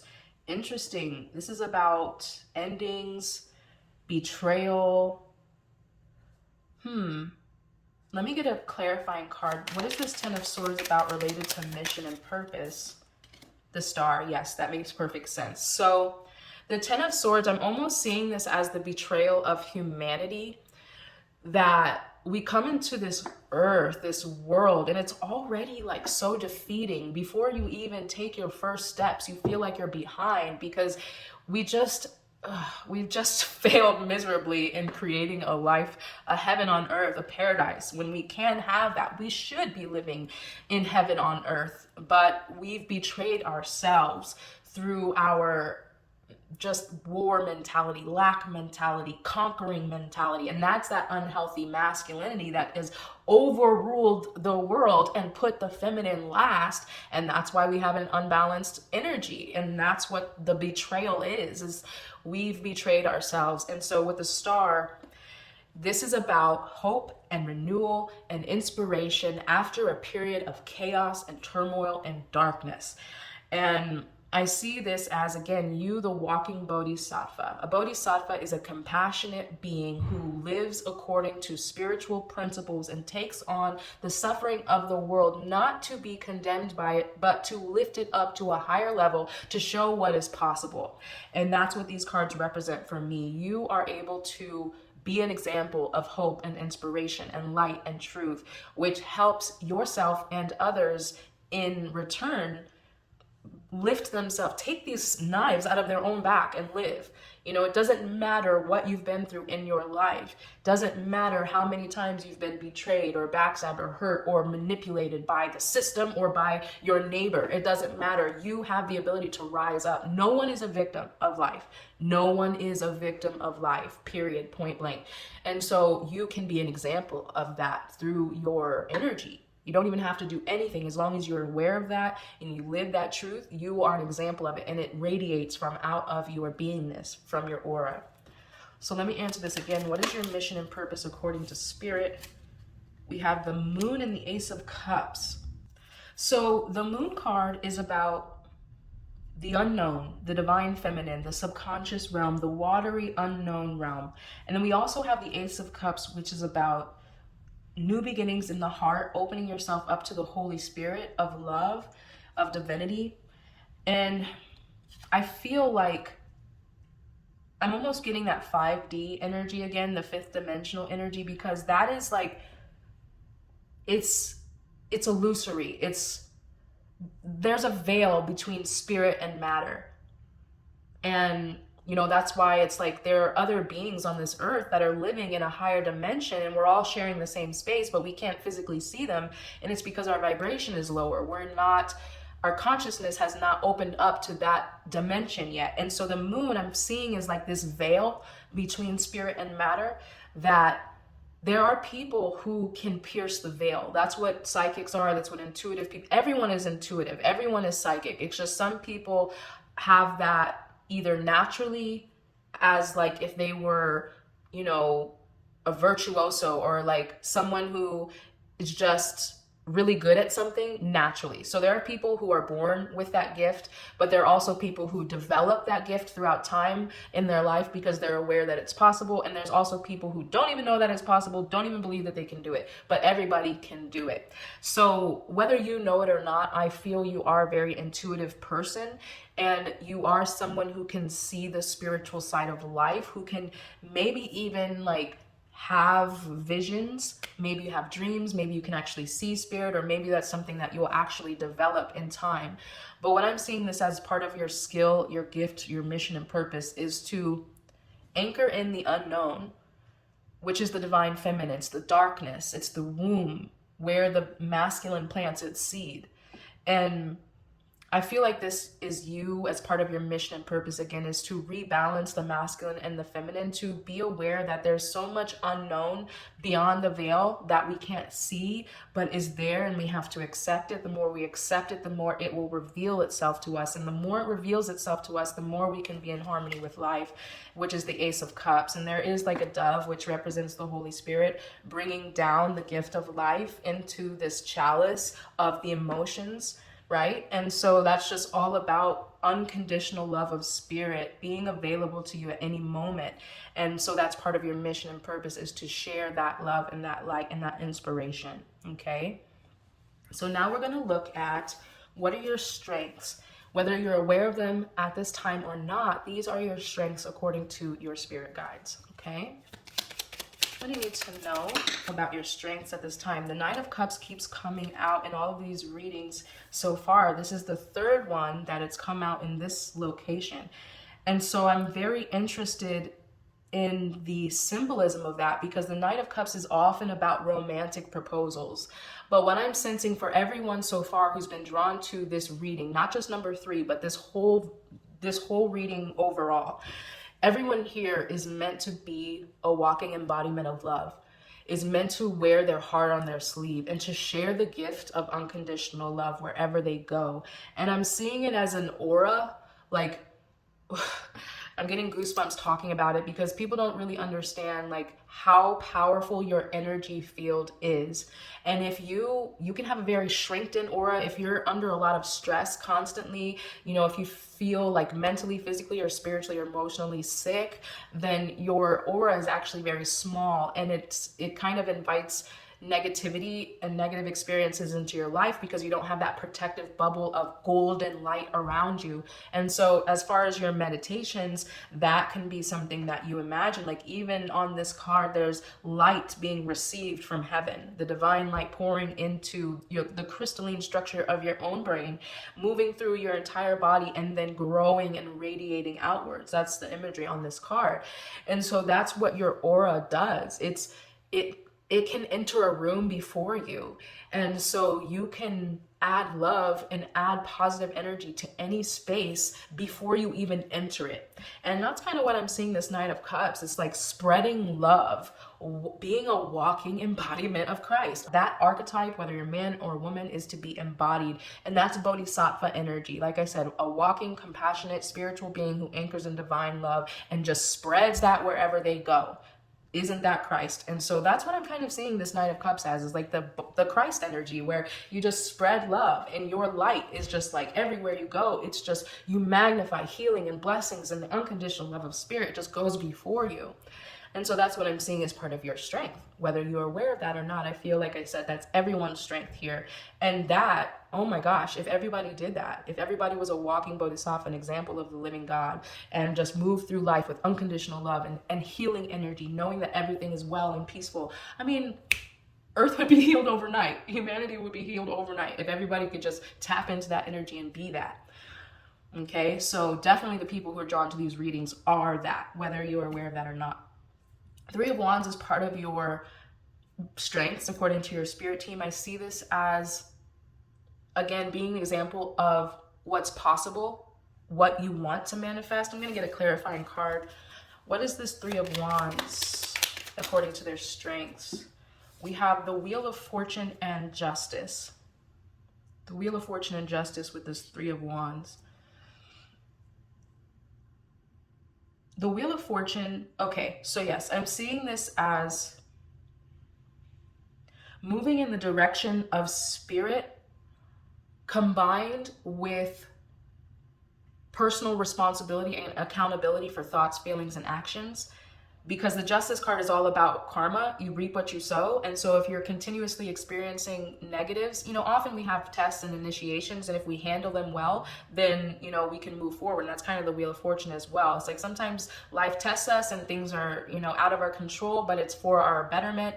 But there are other times when you're just maybe not acting in integrity, and, you're just reaping the benefits of thinking poorly, acting poorly, and that's the negative consequences. And so the Justice is like making sure, taking personal accountability. Like I said in the beginning, you can bemoan your fate, you can complain all you want, but life is going to be like, okay, well, I'm going to keep giving you some hardships until you stop doing that because you know better.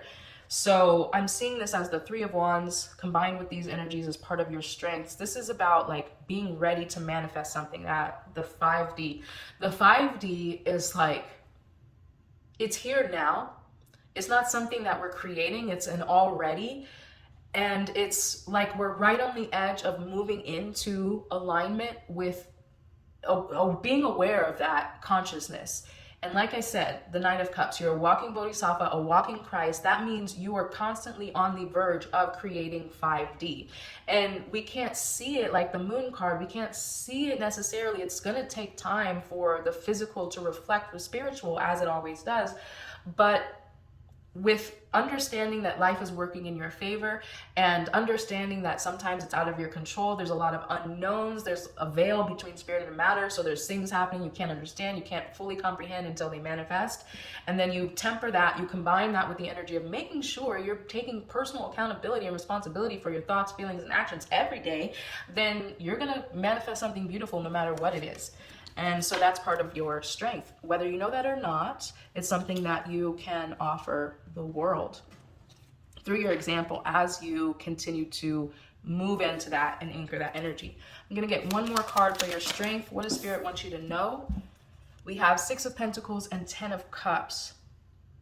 So the 6 of Pentacles is like what you're giving is what you're receiving. It's definitely about karma. What you sow is what you reap, but it's also knowing that you are love, you are abundance itself. You don't hesitate on sharing that love and that abundance, whether it's energetic or actual physical monetary support or your time, energy, etc. 10 of Cups is emotional fulfillment within your close tribe, but as humans, we are all one. We are all one tribe. We are all one big family. So can we be generous and kind and compassionate and sharing with our love and our time and our energy and our devotion to all of humanity, to the whole human family? And when you can give with that level of unconditional love, obviously you don't allow yourself to be used or abused. There's a certain level of boundary setting when it comes to being a spiritual master, but you have detached compassion. And when you can do that for the whole of existence, you really are living Christ. And I keep saying that over and over again. And so definitely that's part of your energy field, is to be a living, compassionate, spiritual being and to share your love and light with the world, however that manifests for you personally. Okay, so now we're going to go ahead and look at what are your growth areas according to Spirit. So these are the areas of your life that may be more challenging for you, that if you lean into developing them, then these other strengths and your mission and purpose can come forward even stronger. Okay, so what are your growth areas according to your spirit guides? We have the 9 of Wands. That makes a lot of sense with the BT symbol up there, because it was talking about not allowing your burdens or past outcomes or negative experiences or situations that you've been through in the past dictate and prevent you from being calm, serene, and intentional and purposeful when you're taking action. And the 9 of Wands is about being wounded, being tired, being battle worn from the fight of life. And it's like that marathon where you're almost at the end, you've run all these miles, you got 1 mile left, and you almost want to give up because you're just so tired, but you couldn't possibly give up because you've reached so far, you're almost done. And that's what this energy is. It's persevering beyond where you're tired and you want to give up.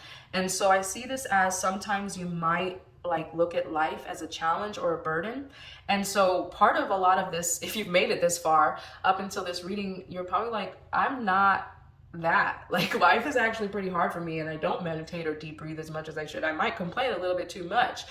That's okay. This is a growth experience. And like I said, this is information from your spirit team, which is something you may not even be aware of right now. Okay, so 9 of Wands is just sometimes you may have a tendency to feel frustrated or tired or ready to give up because of what you've been through. All right, and remember what it said. Wake up every day with intention. All right, don't take any action from using the negative experience of your past as proof that you'll fail or that life is hard or it won't work out. All right, this is about being intentional, being a spiritual master, getting into that space of breathing and meditation and mindfulness so that you can pivot your energy in a positive and productive manner. Okay, what are your growth areas according to Spirit? What do you need to know now? We have the 3 of Pentacles. This is about working together with others. All right, you may be a very independent person. You might like to accomplish your goals on your own. You may not necessarily like to work in teams or with other people. And so as a bodhisattva, as a Christ, a living, compassionate being, as part of that in your energy field, you are of service, period. That's your life. Your life is of service. Obviously, you can have your own goals, do your own things, practice self-care, do the things that fill you up. But really and truly, beyond like this Emperor card, beyond all goals or ambitions or anything, that stuff doesn't matter. At the end of the day, it's your relationships. And on your deathbed, all you're going to remember is who's with you, who loves you, who's supporting you on your final days. In your final days, it's not going to be, oh, I'm a billionaire and I have 10,000 mansions and I have trillions of dollars to leave to my future generations. Like, you most likely won't be reflecting on that. You'll be reflecting on the memories with the people you loved most. And so the Three of Pentacles is like, regardless of what you're trying to accomplish as an independent person, life is to be of service. That's Six of Cups over here, or Six of Pentacles. Life is to be of service. What you give is what you receive. So if you want love, guess what? You got to give it first. If you want respect, you got to give it first. If you want compassion, you got to give it first. All right. Let's look at another growth area according to your spirit team. King of Pentacles. This is like a father figure kind of energy, a provider. I am getting like, you probably are really independent and focused on your own personal goals. That may only resonate for some of you, so take what only resonates. But this King of Pentacles as a growth area, I'm feeling also that, yeah, you are here to help others. You're here to provide for others. You're here to nurture and uplift others. I would recommend maybe volunteering for an organization that helps people that are less fortunate. That may help open up this energy of being a provider. Like, you have a lot of divine masculine energy in your chart of being like someone who can be secure for other people. You know, so whether you have a lot of funds, resources, time, or energy to do that, do what you can with what you have. And the more you do that, the more you'll be rewarded, the more you will be given in return. But I do feel charity is a part of your energy field as well. Like, understanding that we're all one, we're all connected. What you give is what you receive. The more generous you are, the more life will be generous with you. All right. What is a growth area for you? The Empress. Oh my gosh. Everything I just said applies again, because the Empress is first of all, it's the divine consort of the Emperor. So there's that divine feminine, divine masculine balance that we need to have a healthy civilization on Earth. The Empress is the mother energy. It's the goddess energy. It's the Venus energy that values love and generosity and fertility and beauty and support and grows and prospers. So part of a growth area you might have is to consider being more nurturing and unconditionally loving for the people around you. And I do feel that's part of your mission and purpose, is to be that nurturing and supportive figure. Okay. So now we're going to go ahead and look at advice from your spirit guides to live your purpose. Okay. What advice does your spirit team have for you to live your purpose and mission in life? We have the Two of Cups, the Eight of Wands, the Devil reversed. Okay. Advice from your spirit team to live your mission and purpose. So the Devil reverse for me means, again, it's in alignment with this energy of not allowing yourself to bemoan fate. Obviously, you can have your moments of weakness, but the more you grow and develop spiritually, you have to come to an understanding that you're not a victim of life. Like I said in the beginning, you're not a victim of life, nor are you limited by life in any way, shape, or form. No matter how it appears with this Ten of Swords, no matter the betrayal of that life, it may feel like, you know, we got the short end of the stick as humans, you know, compared to our fellow beings who seem to be living more harmoniously. The Devil tempts you to know yourself. The Devil energy, I don't mean like the actual devil, I mean that archetype, that energy of challenge where there's suffering, there's addiction, you get trapped by coping mechanisms and unhealthy ways of living. That energy is kind of like forcing yourself to wake up. And some people never wake up, they get trapped by that energy, but they're always in control. They're never a victim. And if you know that, then you're able to operate from a higher way of being in the world so that you don't get trapped by unhealthy coping mechanisms and ways of living. And you also can be an example to other people who may succumb to those ways of living, that they don't have to do that. There's a better way, which the Two of Cups, this is a romantic card, but I am seeing all of the romance cards in this reading, in these readings, as more of the unconditional love of spirit. And so the Two of Cups is like, you can be that devotional being. And that's what this symbol represents as well. Devotion, devotion, devotion. Being a devotional person, a living spiritual bodhisattva, is to be like the Nine of Cups, is to be the bearer of good news, to be the bringer of good cheer, to be the hope and the inspiration that can uplift the world and keep it going even in times of darkness and turmoil. So this Two of Cups, I see, it's like, be love. At the end of the day, with this energy of me talking about you're a provider, you're someone who can nurture and support others, be love. If you can be love, you can heal yourself in the world by just being yourself. That's all you had to do. You didn't have to get some fancy therapist job to heal the world. You are love. And everywhere you go, you kiss the earth with your feet. Your aura spreads the unconditional love of spirit. You are love. And that heals everything by you, just one person, you, walking and being love. And remember what I said in the beginning, if everybody overnight could do that, the whole world would be healed. Humanity would be healed. The world's fine. It's just humans that got it funky. All right. The Eight of Wands is like, don't hesitate to take the advice of your spirit team. Don't hesitate to see yourself as a spiritual master in training. Move forward in your mission and purpose. Don't get trapped by life, because you are stronger and more powerful than that, whether you know it or not. All right, lastly, advice to live your purpose, the Sun. Yes, this card has been coming out a lot too. This is about optimism, joy, innocence, the innocence of being a child of life, a child of the universe, who knows that its parent, the source, is going to tend to its needs, going to take care of it. So advice is to be optimistic, be joyful, be innocent like a child of the universe, and expect to be taken care of. And that helps you live, like I said, walking in love and unconditional love and generosity of spirit. If you know that you're a child of the universe, and you're going to want to share that joy with others, and that's part of your mission and purpose.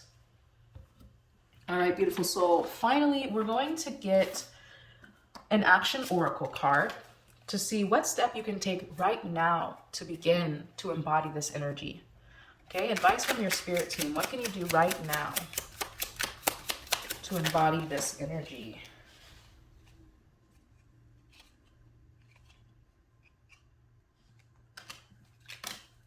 All right, so you had two cards which are very much in alignment with everything we've been talking about. The first one says pray more. And that's definitely what that symbol was talking about as well. It says add more prayer and devotional reflection to your daily schedule to awaken your soul and beckon grace from the heavens. Consider praying for a few minutes in the morning, at noon, in the afternoon, and before you sleep. Consistent love for your deity will perk you up and help you feel more encouraged, loved, and inspired. So depending on your faith, you can pray to whatever deity you believe in. If you don't necessarily have a deity that you believe in, that's that space of meditation where you sit in stillness and allow yourself to receive the blessing of source consciousness. So however you look at it, whether you meditate or you pray, this is simply taking more time every day as much as you can to get in that place of stillness and well-being, which is going to allow you to be love. Okay, and spread love as well. And that leads to the other card that you received, which says Sanskrit love. It says Sanskrit is a high vibration, high frequency language. Explore its words, including Shakti, Bhakti, and Ananda. Learn one definition each week and share it verbally with friends. This will improve your vibration and expand those of others. Chanting in Sanskrit helps to purify our minds and transcend our egos and conditions. Very interesting, because again, this was about transcending your ego, transcending your previous conditions, past outcomes, and previous experiences. And it's saying chanting in a sacred language like Sanskrit, and even understanding what words in that particular language like Shakti and Bhakti mean, will help you get into a more divine frequency, because these are high vibrational words. The more you understand them, the more you chant them, you tap into a sacred divine energy field, which again allows you to receive divine insight, wisdom, inspiration, and to be a walking bodhisattva. Bodhisattva, an example of the living God in human. All right, beautiful soul, I do hope that this message resonated with you, that it served you, gave you some peace and clarity regarding who you are according to your spirit team. If you do resonate and you want to claim this message for yourself, comment a dove emoji down below. Again, if you resonate and you want to claim this message, comment a dove emoji. Also remember, the link is available in the description box below if you desire a deeper personal reading at any time. And until the next time I get to read for you, beloved, I'm sending you so much peace and love. Bye for now. Welcome in card number 4. Thank you so much for joining me for your pick a card reading this week to find out who are you according to the eyes of your spirit guides. The card you are drawn to is the Swan. And the archangel associated with this card is Bokpi. So that's the energy we're going to be tapping into to get more information from your spirit team about who they see you as. So let's look at the Swan card. The swans are beautiful, graceful birds that carry symbols of peace, calm, and elegance in their auras. Their tranquility as they float across the water impacts people's energy fields and creates a soothing effect. White swans teach lessons of purity, serenity, and beauty, while black ones also spread the wisdom of the divine feminine. Their regal qualities ensure that they are treated with respect. Like all majestic creatures, they believe in themselves, so they impart a subliminal message that they will brook no interference from others, as they can and will defend themselves. And indeed, if angered, swans can be ferocious and formidable. So your guidance by receiving this card is to develop your regal qualities. Your spirit team sees you as the royal individual that you are, and they're assisting you to believe in yourself, to know that you are truly special and beautiful, to be calm, confident, peaceful, and graceful. And anytime that you might be overwhelmed, you can always resort to your inner serenity, which is always available to you. And this is also saying how you are charming and pleasant, but at the same time, you elicit respect. You expect people to honor you and treat you with respect. And if anybody oversteps your boundaries, it is very necessary for you to take action. So you act as an energetic pool of peace, which soothes and calms everyone around you. And your pure light facilitates good relationships and better decisions as you act from your true wisdom and power. So this is a beautiful message, as again, your spirit guides see you as someone who elicits peace from the environment. So I'm getting big Cancer energy here. You don't have to be a Cancer, but that's kind of the nurturing, watery energy where, you feel like you're home around these types of people. As soon as you walk into their house, they make sure you're well fed. They make sure you have, the drinks that you need. You're hydrated, you're fed, you're taken care of, you're supported. You can rest if you need to. But also, Cancers are very protective of their space. As they are the crab archetype. So they do have a hard shell. And if anybody oversteps their boundaries, it's necessary for them to protect their space as well. So that's the kind of energy I'm getting from you, is that Cancer vibe, whether you are that or not.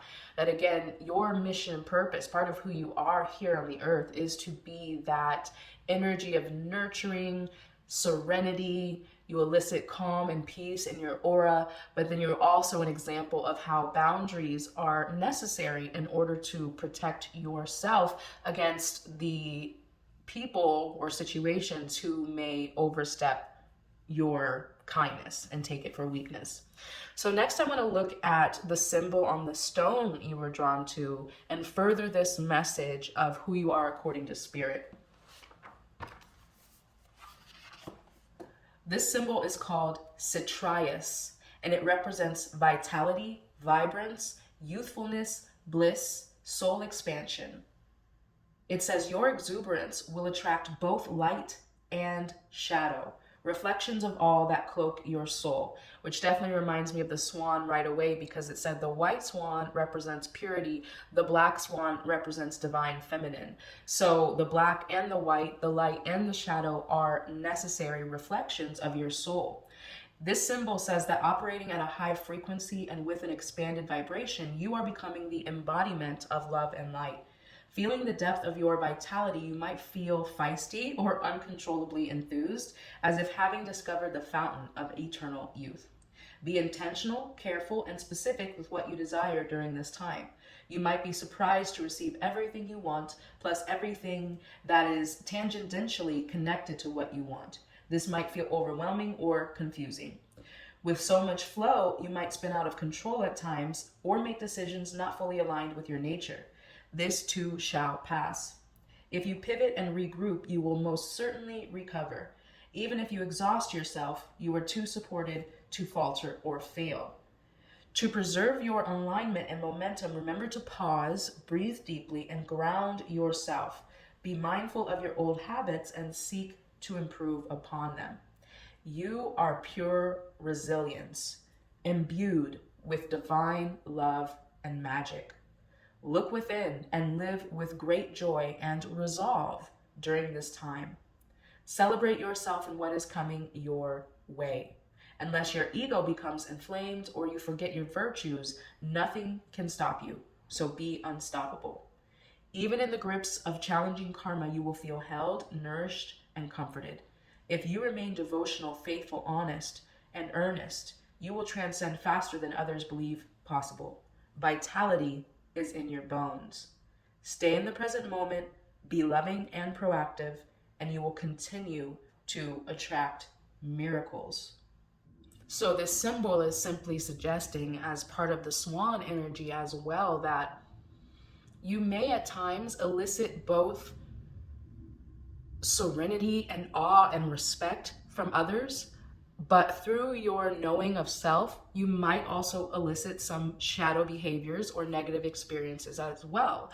But the important thing in all of those experiences is to continue to be your royal self and to be an example of love and respect, self-respect first and foremost. And that whether those individuals who might try to test you, whether they admit it or not, they will have a sense of respect for you, even if they can't say it, okay? So that's overall what I'm getting from your spirit team, is how they acknowledge that you're royal, you're regal, you're resilient, you're beautiful, you elicit both peace and serenity from others, yet you have firm boundaries and self-respect, which is a positive, powerful example for everyone in your life. So I just want to preface by saying that if at any point you don't resonate, just know that this is probably an area that you're growing into. And so it may take some time for you to recognize this as a strength within yourself. But this is something that your spirit guides recognize and they want to share with you. So now we're going to look at the tarot cards and we're going to see what is your mission and purpose according to your spirit guides, okay? What do you need to know about your mission and purpose? We have the Ace of Pentacles. The Ace of Pentacles is about planting new seeds for what is possible in life. You are to be an example of creating abundance, creating tangible results from your energy and what you desire to share in this world. Let's get a clarifying card. What is the Ace of Pentacles as far as mission and purpose? Yes, beautiful. So the High Priestess is that divine feminine essence that's necessary to be brought into the manifestation process. The divine feminine is all about reflection, trust, planting the seed in the darkness. So here we have a balance of feminine and masculine traits, planting seeds for what you want to create, and using your intuition and your inner discernment to see beyond the veil, to listen to your intuition, to allow insights to bubble up that would push you, would inspire you to create things from the highest degree possible, from your place of royalty. Okay, so yes, part of your mission and purpose is to anchor the royal-like nature of the divine into earth through your spirit, through your consciousness, through your intuition, and plant that seed of divinity through being a walking example of it. Okay, let's get another card. What is your mission and purpose according to spirit? This card has come up in every reading so far. This is the fourth reading, and I'm really amazed because usually this is a romantic oriented card that's about proposing love, like, you know, asking someone out or asking someone to marry you.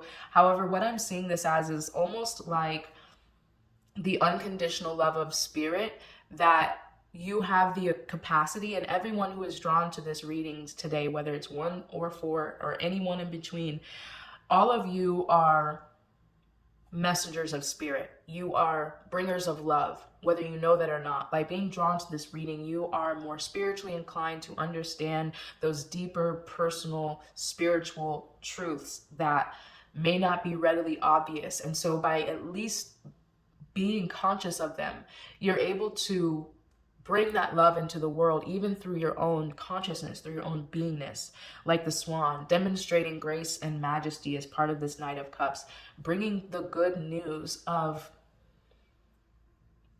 just the unconditional love and grace of spirit that is readily available. So that is part of your mission and purpose. Again, anchor divine wisdom, plant the seeds of divinity in the earth, be a living example of royalty, which we all are royalty because we're all children of the universe. And you can be a bearer of good news. You can be a bringer of good cheer, which is, again, that swan energy as well.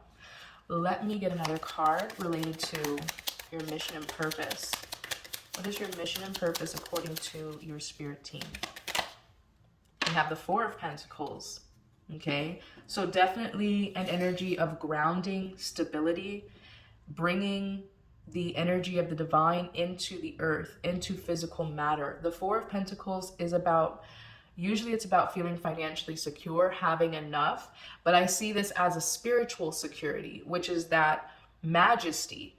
A person who knows themselves as majestic and royal is someone who has inner security, inner wealth. There's no greater wealth or abundance than knowing yourself to be a child of the universe. And when you have that sense of inner security, there's no amount of money, there's no relationship, there's no circumstance or situation that could bring you more sense of stability and security than knowing that you are a child of the universe and that you are a bringer of unconditional love of spirit. So that overall is part of your mission and purpose.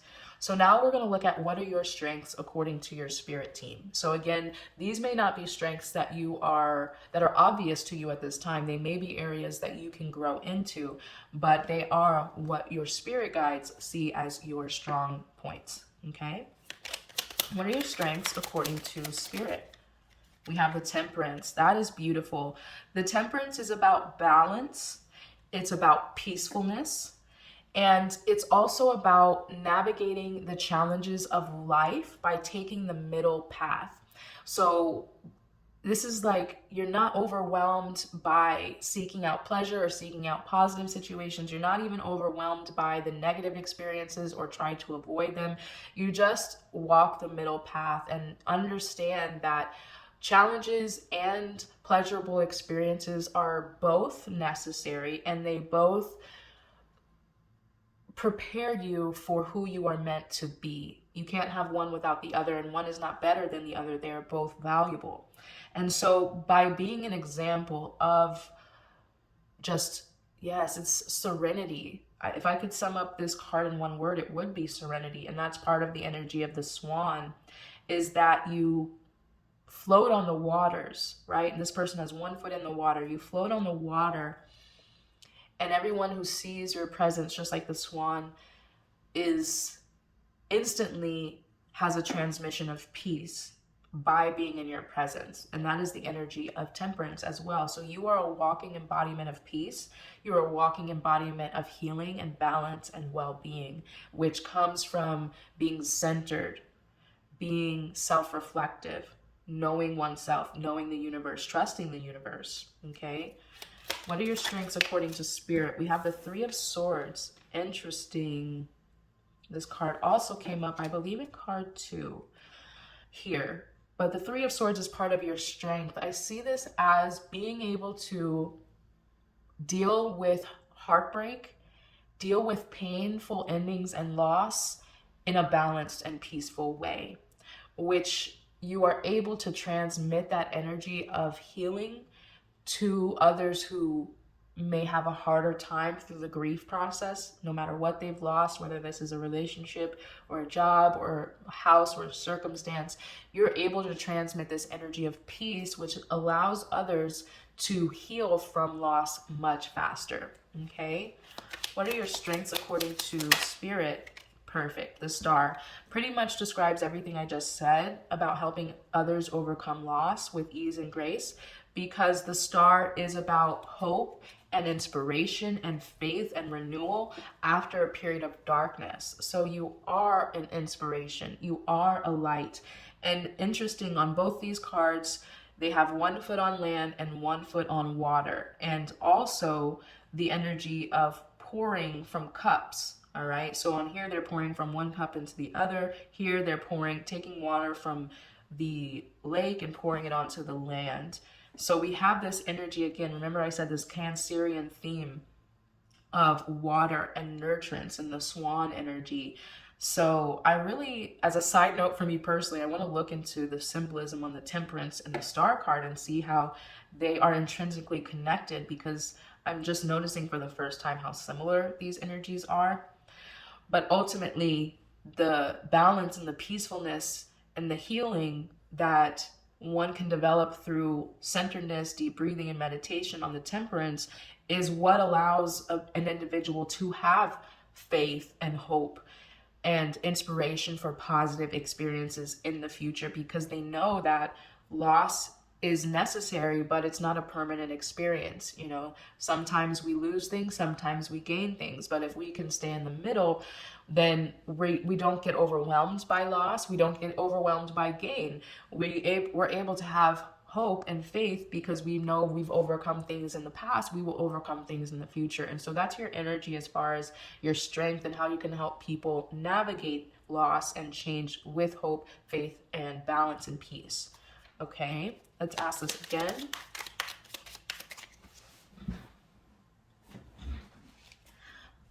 Let's ask this again. What are your strengths according to Spirit? We have the Knight of Swords.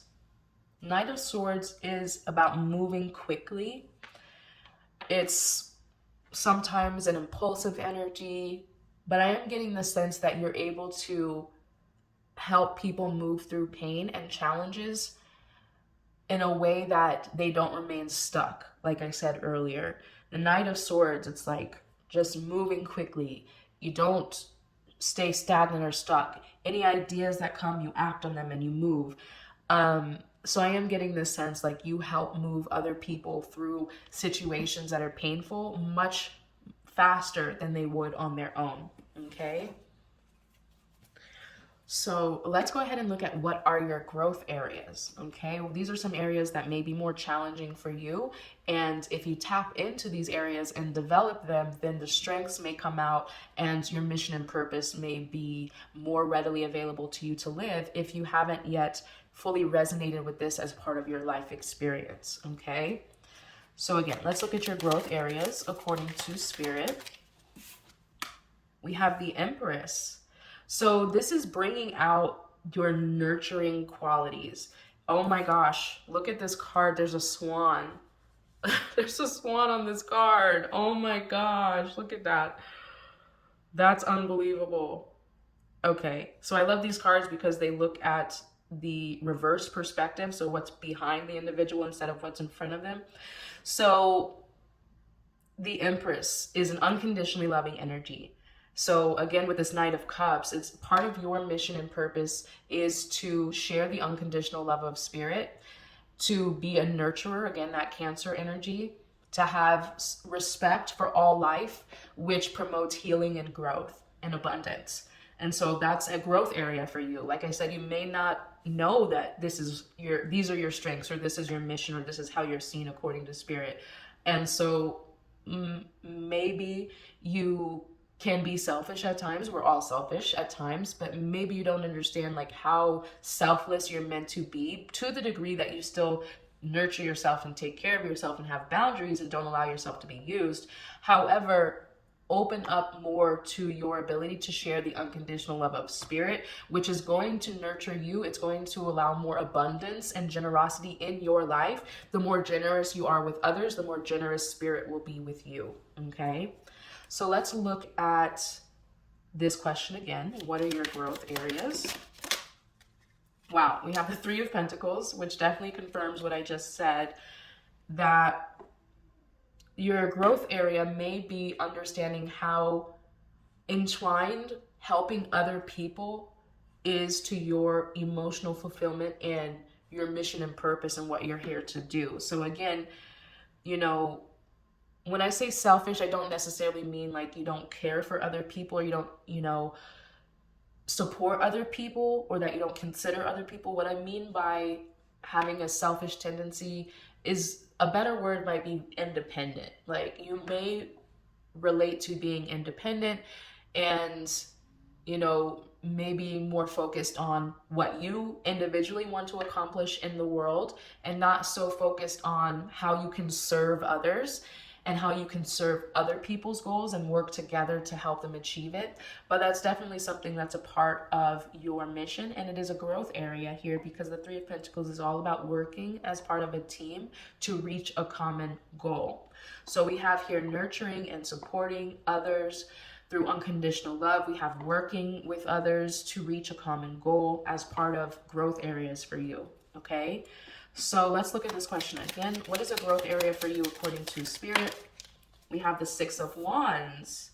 Yes. So the Six of Wands is about being seen as a leader, being respected and valued for your accomplishments and what you've done in the world. So you're definitely here to be a leader. You're definitely here to be seen, respected, and valued for your love, for your generosity, for what you share, for what you know. Okay, so again, you might be more of an independent person. You might be more introverted as well and not necessarily need the attention of others or want people to look to you or ask you for help, but that's definitely a part of your mission. So that's an area to lean into is being more visible within your immediate community, being more available to support others. Okay, let me ask this question again. What are your growth areas according to Spirit? We have the Fool in reverse.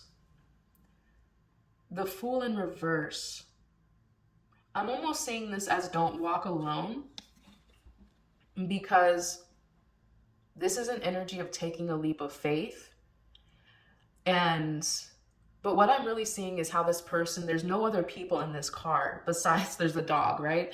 And it's like just you and Spirit in this card because this symbolism, this person is getting ready to walk off a cliff and they're paying no attention because their heart is open and pure. They've given up their passion and devotion and spirit. So they trust that even if they take a tumble, they're going to be held and supported. But that's the energy on this card ultimately. But because it's in reverse, and I'm seeing it almost as, being too alone with Spirit, being too independent, being too solitary, is not a part of what you're here to do. You're not here to be a solitary individual who doesn't assist community. You're here to be a support system, to be a nurturer for other people, to help demonstrate grace and majesty, to help heal through your aura, to help provide peace and inspiration and hope and allow others to overcome loss with grace. So you're not here to work alone. All right, so that's a growth area. Like I said, maybe more independent, maybe more introverted, maybe not necessarily interested in serving or working with others, but that's definitely a part of your mission here, and that's a growth area for you. So now we're going to look at what is some advice from Spirit to live your purpose, okay? Advice from Spirit to live your purpose and mission. We have the Wheel of Fortune. So I'm seeing this as life is trying to move you in certain directions that you may not understand. So for instance, if you get an opportunity to be of service, to help your community in some way, to be a nurturer or to serve and share common goals or to be a leader, if those opportunities come up, don't push them aside because you say, well, I just like being alone. I'm introverted. I don't want to be seen. If the opportunity comes up, take it because it's part of your mission and purpose. And any plans that you make that are opposite to what Spirit thinks you should be making will go awry. Because the Wheel of Fortune is about situations and circumstances that are out of our control, but they're in our favor. And so this is when we're being stubborn and we kind of like want to do things on our own. And life is behind the scenes, like moving things around for us, and we don't understand, and we might push against the situation by trying to keep going towards what we wanted to do, but Spirit is saying, no, I've got other plans for you. So lean into unexpected opportunities that you may not have otherwise taken unless you received the advice that I'm giving you, that these are opportunities for you to live more according to your mission and purpose, according to the eyes of Spirit. So let's ask this again. Advice to live your purpose and mission. We have the Eight of Cups. This reminds me of exactly what I just said, because the Eight of Cups is actually about walking away from what you've built up so that you can start a new journey and a new path. And this card is really interesting because it's not like this person is necessarily in a bad spot, because in the background of this card you can see that the town that they're walking away from is actually having a celebration, and all their cups are upright, which means they have something that they've built. They had a community that is jovial and celebratory. They have built up abundance. They have reached some place of emotional fulfillment and satisfaction.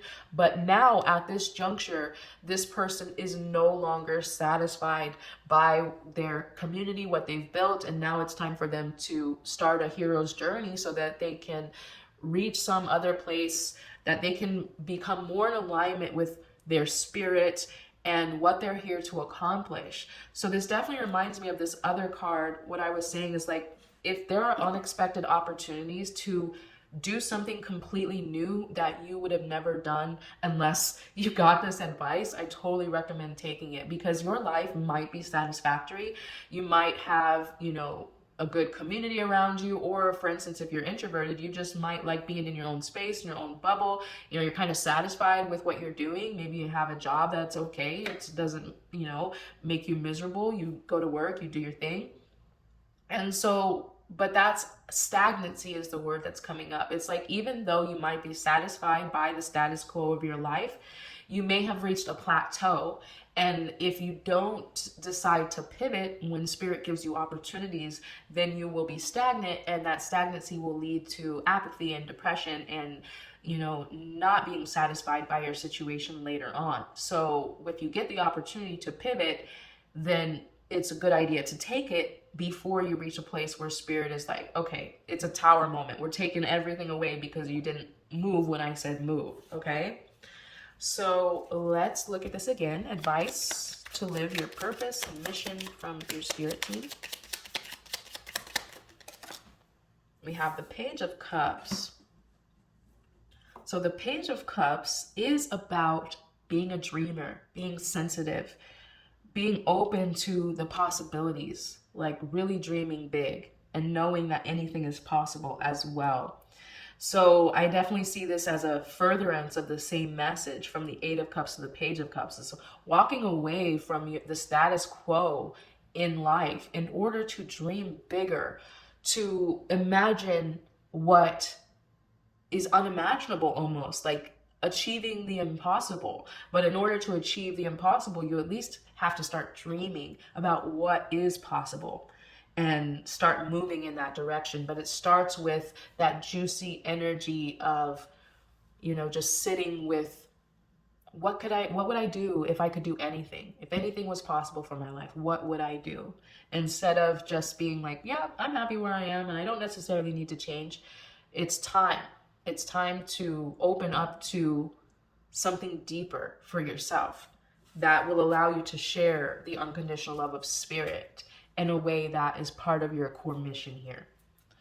Okay. Advice to live your purpose according to your Spirit team. We have the Nine of Wands in reverse. They're definitely harping on the message right now to not stay stuck in the status quo or a similar situation that you've always been in. Just because it's satisfactory, it doesn't mean it's your mission and your purpose. The Nine of Wands is about being tired and almost wanting to give up. And because it's in reverse, I get the same energy. It's like, you're pretty satisfied with where you are in life and you don't necessarily want to change. And so you're not planning on going anywhere. You're just going to stay where you are. And I see Spirit as it's time to dream bigger. It's time to imagine all the possibilities, and even what you can't imagine, open yourself up to the impossible.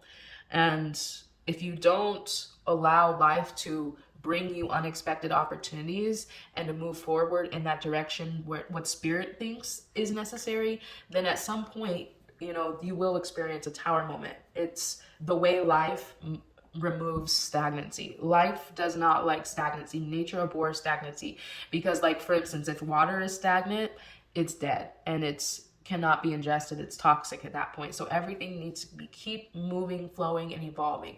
Humans love security and they love status quo. Once most humans reach a satisfactory position in life, they would not change. But then that's when life forces change with unexpected, situations that change without our control. And I do feel like that's a theme that you may not even know is unfolding, but will unfold throughout time. Okay. So next I want to get an action oracle card to see what action spirit thinks you can take immediately to move into your mission and purpose and live your truth. Okay? What action card does spirit think is valuable for you at this time?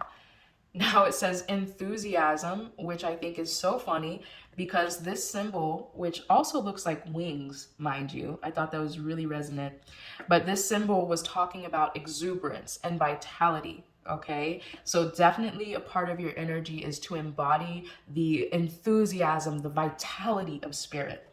It says enthusiasm powers our jobs, careers, projects, relationships, and every reality.